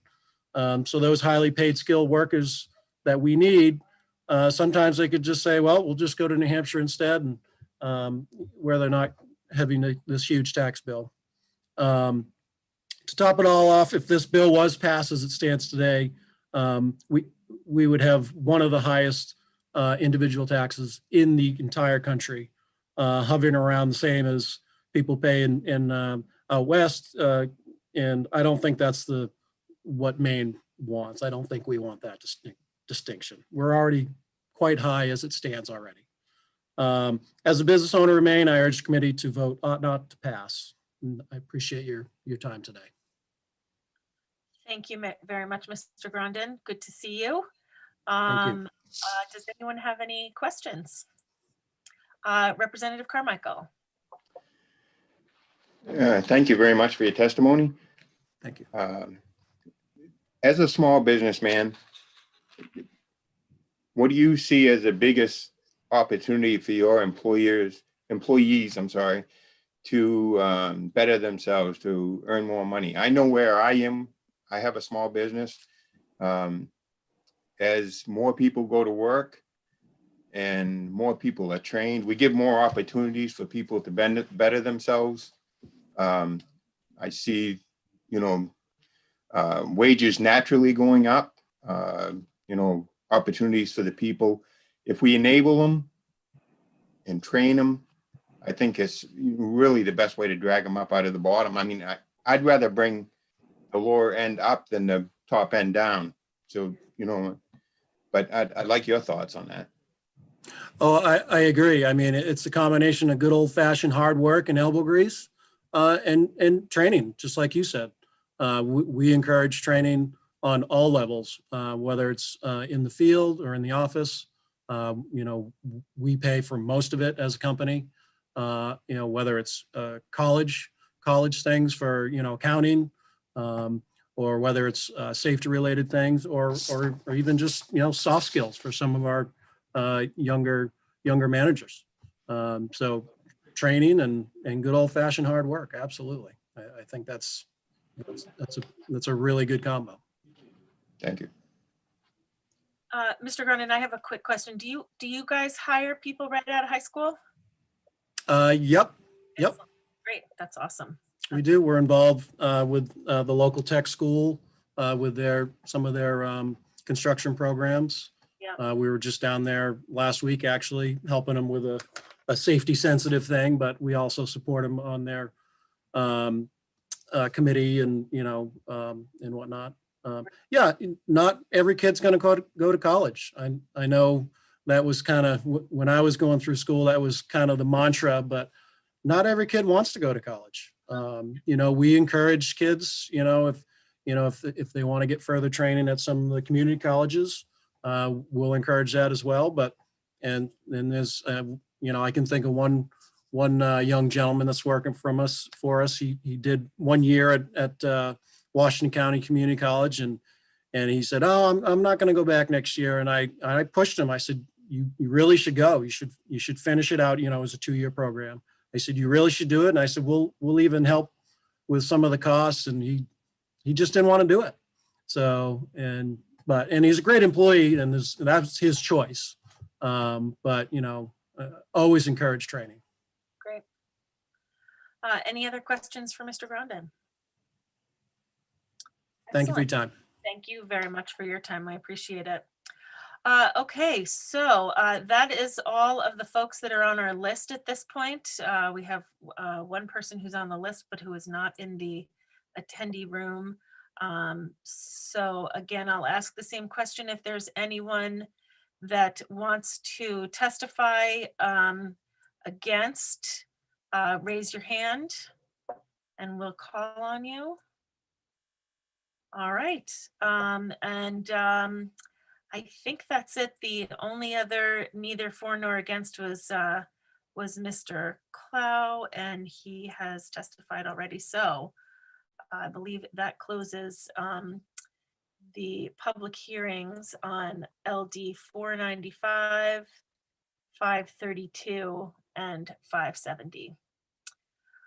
And then next up is, let's see, LD 168. And I believe I saw Senator Garen's name in there.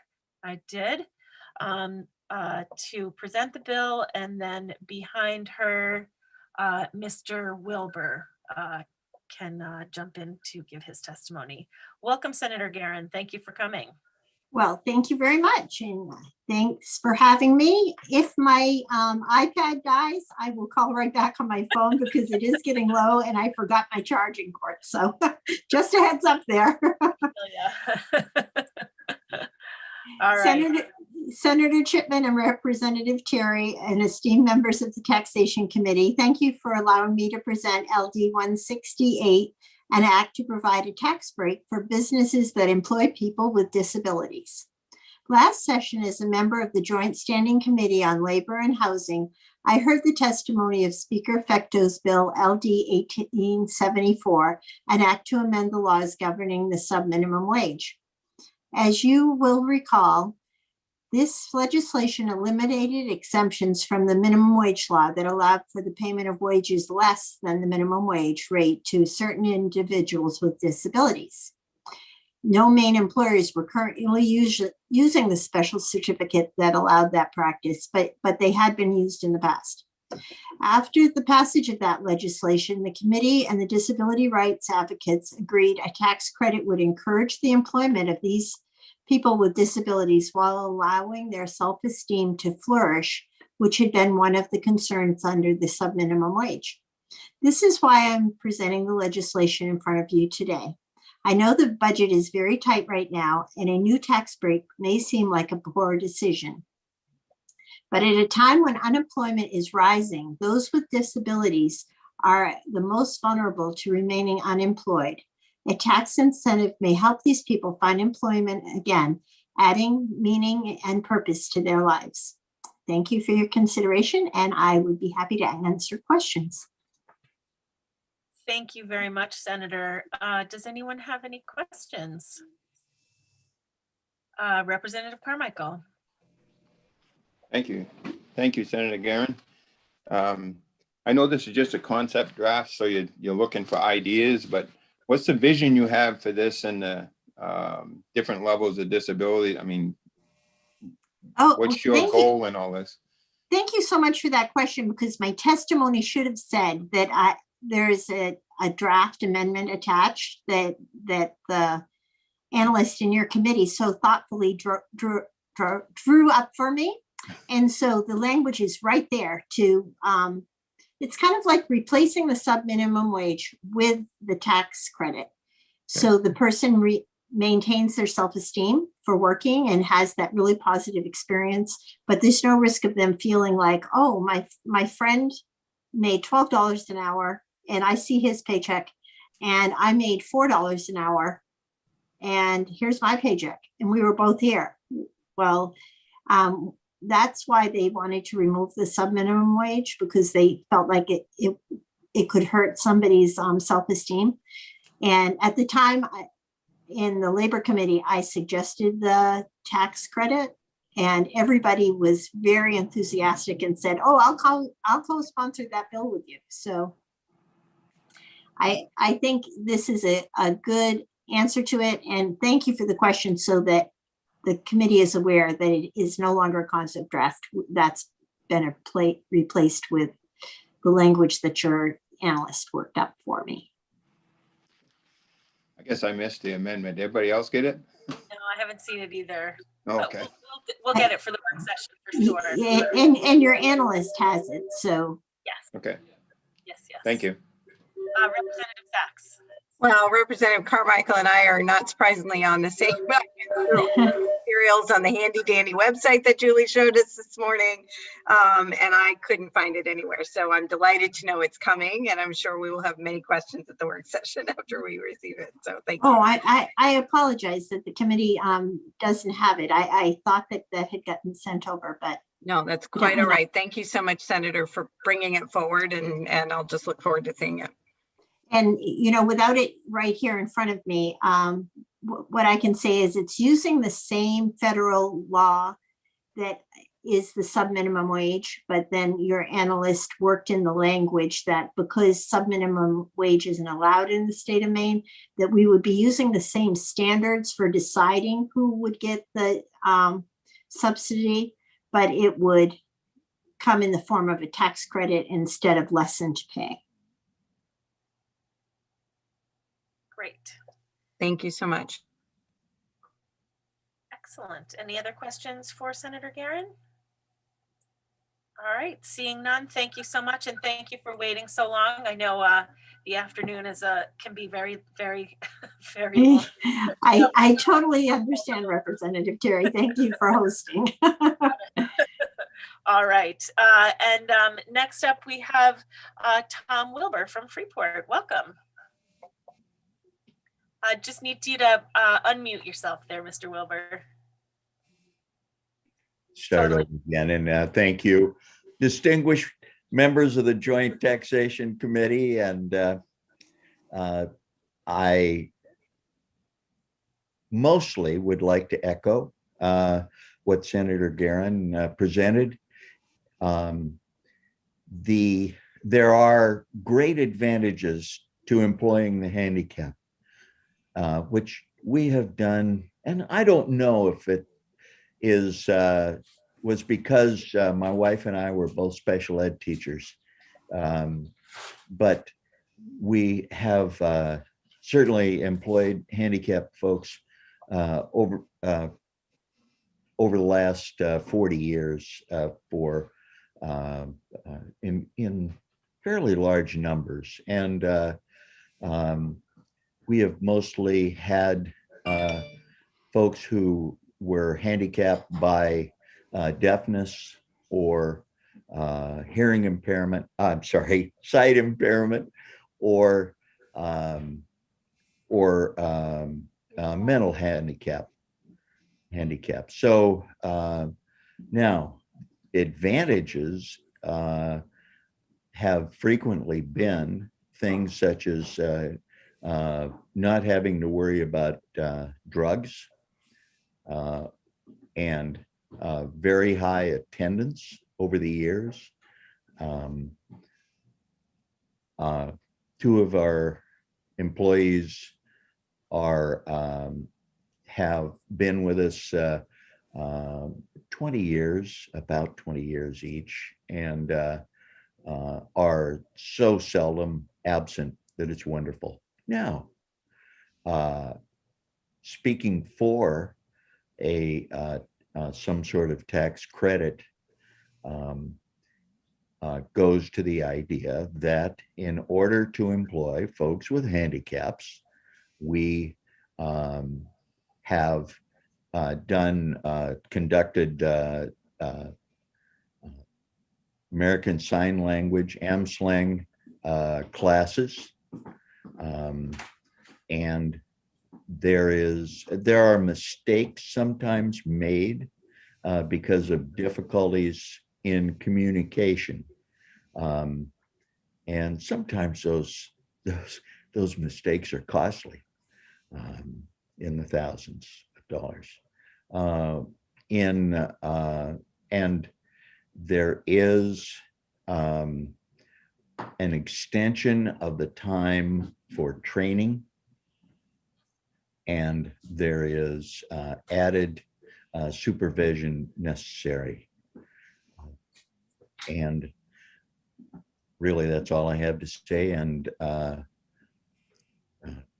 having listened through the taxation bills, previous taxation bills, might comment, we would be in favor of, personally in favor of both.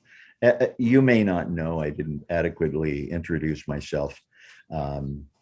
My wife and I founded the business in 1983, and we passed it on to our son and daughter-in-law about 3 years ago now, and they are totally running the business.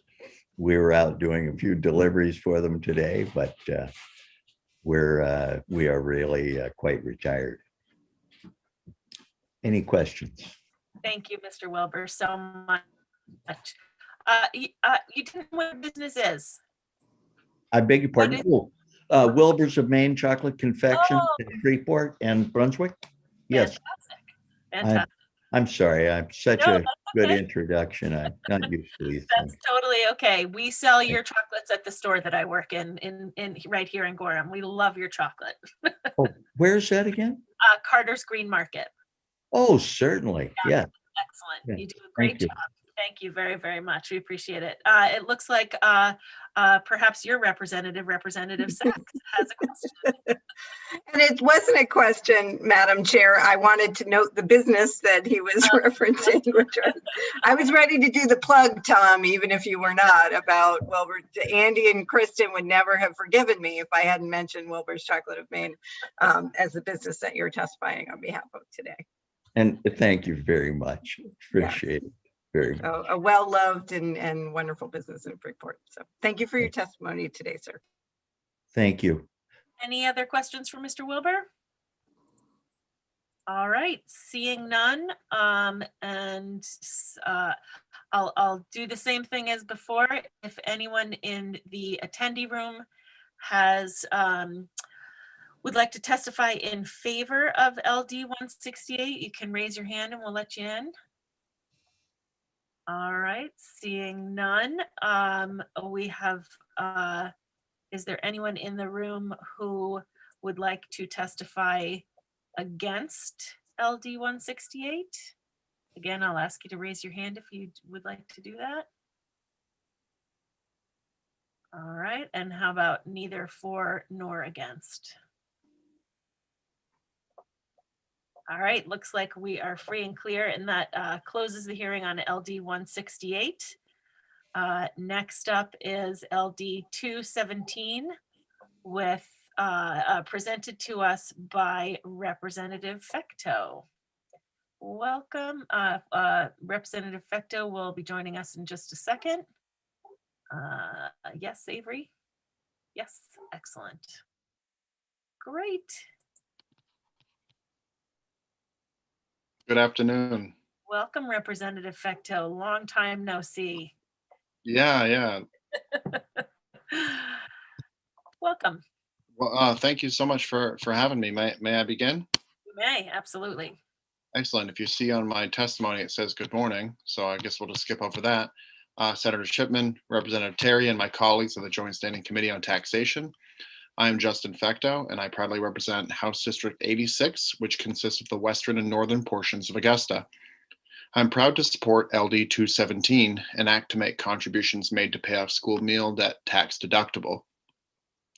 This bipartisan bill provides an income tax deduction for a person who makes a contribution to a public or nonprofit, private elementary or secondary school to cover school meal debt if the person making the contribution is not the parent of a student or a person otherwise obligated to cover the costs of a student.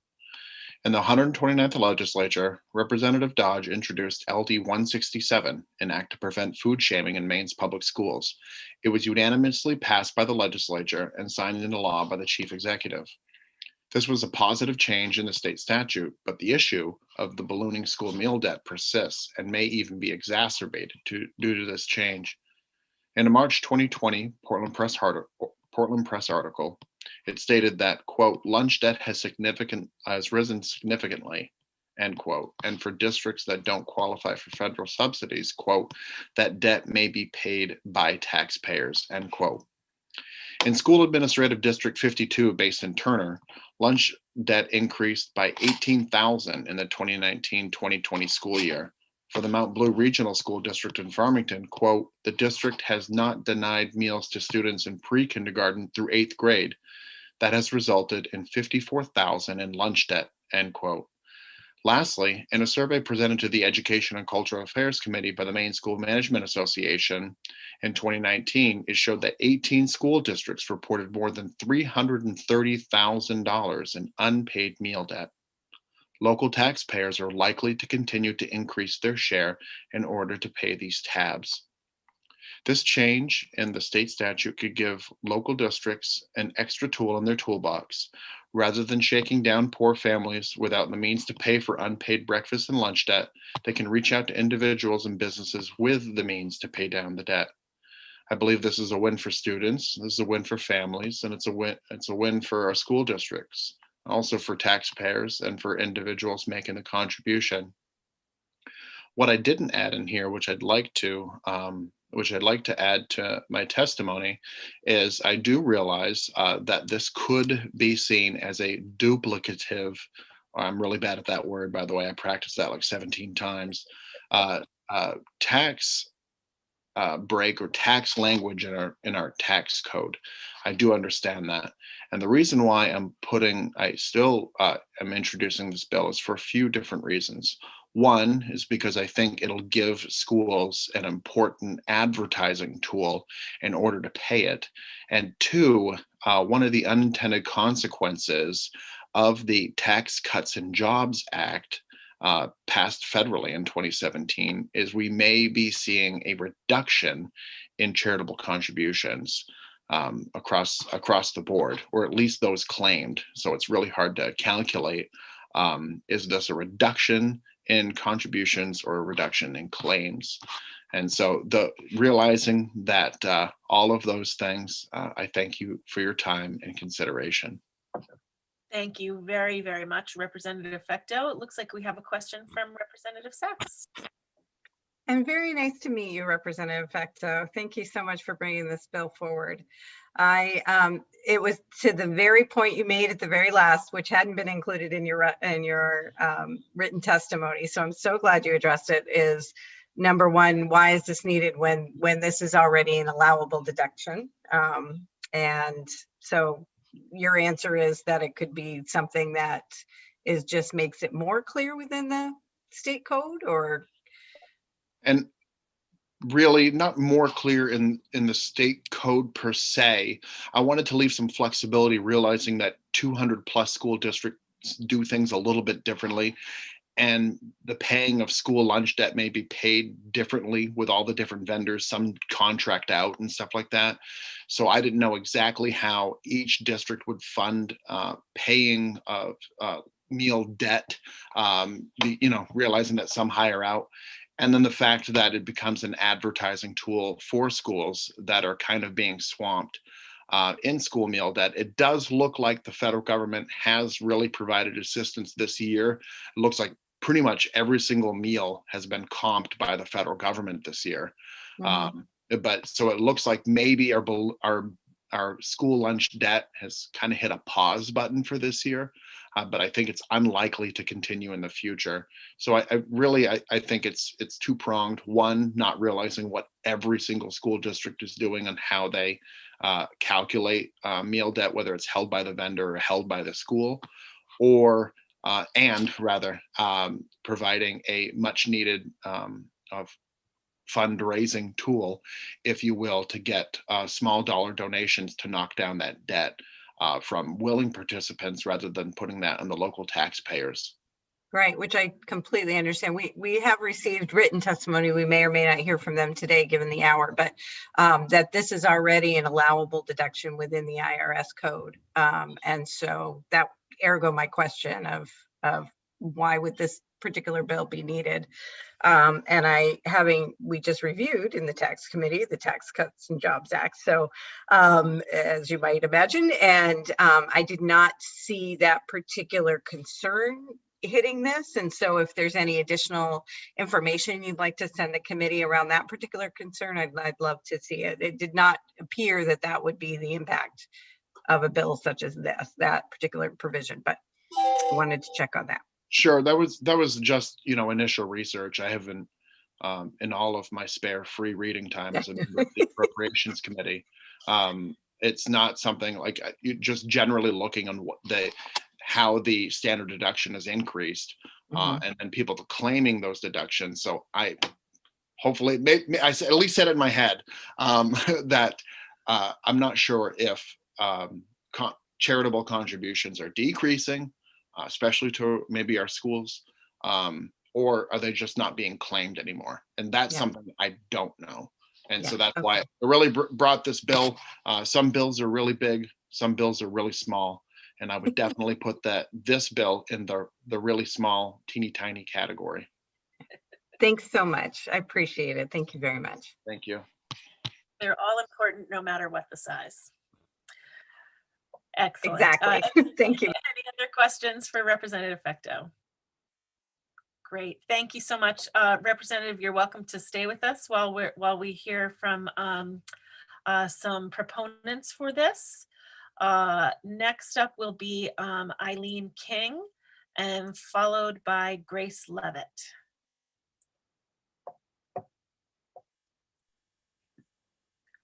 Welcome, Ms. King. Good afternoon. Good afternoon, Representative Fecteau. It's nice to see you again. Senator Chipman, Representative Terry, and members of the Taxation Committee, I am Eileen King, Deputy Executive Director of Maine School Management Association, testifying on behalf of the legislative committees of the Maine School Boards Association and the Maine School Superintendent Association in support of LD 217.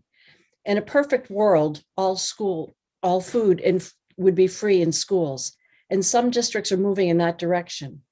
But for most, food is still a very real cost in the budget, and one that is not supported by essential programs and services school funding model. Along with the federal subsidy, the price the student pays, luncheons are subsidized locally as part of the school budget because the actual price of the meal, including labor, seldom covers the cost. Ultimately, that burden lands on the local property taxpayers who pay the local share of the cost of education. The collection of unpaid debt is a real problem, and that debt in some districts is significant. An article in the Portland Press Herald reported in March 2020, just before the pandemic closed schools down, that $18,000 was owed in SAD 52, based in Turner, just under $10,000 in Auburn, and $14,000 at the high school alone in RSU 9, based in Farmington. And while there are federal subsidies to offer free and reduced price meals based on a family's income, participation in those programs tend to fall off in high school. A law passed in 2019 restricts a district's ability to go after unpaid debt. And while the bill was well-intended, it has unintended consequences of increasing lunch debt. LD 217 would incentivize contributions to schools to help pay off lunch debt. There are no doubt bookkeeping logistics to be addressed, but the idea is a welcome one. I'd be happy to answer any questions. Thank you so much for your testimony, Ms. King. Does anyone have any questions? All right, terrific. Thank you very much. And next up is Grace Levitt. Welcome, Ms. Levitt. Thank you. Good afternoon, Representative Terry, and I don't think Senator Chipman's back yet, and esteemed members of the Committee on Taxation. Glad to be here and glad to see you again. Also, Representative Fecteau and my colleague Eileen King too. My name is Grace Levitt. I'm a Spanish teacher on leave from Greeley High School while serving as president of the Maine Education Association. The MEA has nearly 24,000 members, faculty and staff in our pre-K-12 public schools, institutions of higher ed, and many dedicated retired educators. I'm speaking on behalf of our members in support of LD 217. 2 years ago, MEA testified in support of LD 167, an act to prevent food shaming in Maine's public schools. A similar bill had also been brought before the 128th legislature, and thankfully the 129th did indeed pass LD 167, as you have heard. It ended the practices that some districts had of giving students an alternative lunch, which at times was insufficient, or in some way stigmatized a student, or even they didn't give him a lunch if their lunch accounts were in arrears. The fact that some families were not able to make these payments did not prevent the student from being shamed. Although LD 167 did pass, there was concern expressed about the impact that ending such practices would have on schools, but it was absolutely the right thing to pass that bill, to be sure that all students had a meal, no matter their family circumstances. Hungry students simply cannot focus on learning. But of course, schools should not also be left with having to make up the difference, as you've already heard, thereby possibly impacting other programs that are needed. Until our society ensures that no child goes hungry or experiences food insecurity, it is incumbent upon those who have the means to do their part to help address this need. By making it clear that contributions made by others to help cover this debt are tax deductible is fair, and hopefully may encourage more to help in this way, as you've heard Representative Fecteau mention. We urge your support of LD 217. It is a small step to take to help address an important concern. And I thank you for your time and glad to answer any questions. Thank you so much, Ms. Levitt. Anybody have any questions? All right, seeing none, thank you so much for your testimony. We appreciate it. I have no one else on my list of folks to speak, so I will ask again, if there's anyone in the attendee room who would like to speak, if you could raise your hand and we'll let you in. Excellent. And again, nobody in the room in opposition to this or neither for nor against. And I recognize all the names in the attendee room now, so I think we're good to go. Representative Fecteau, thank you very much for bringing this to us. And if you're around for the work session, we'd love to have you. I think that is it.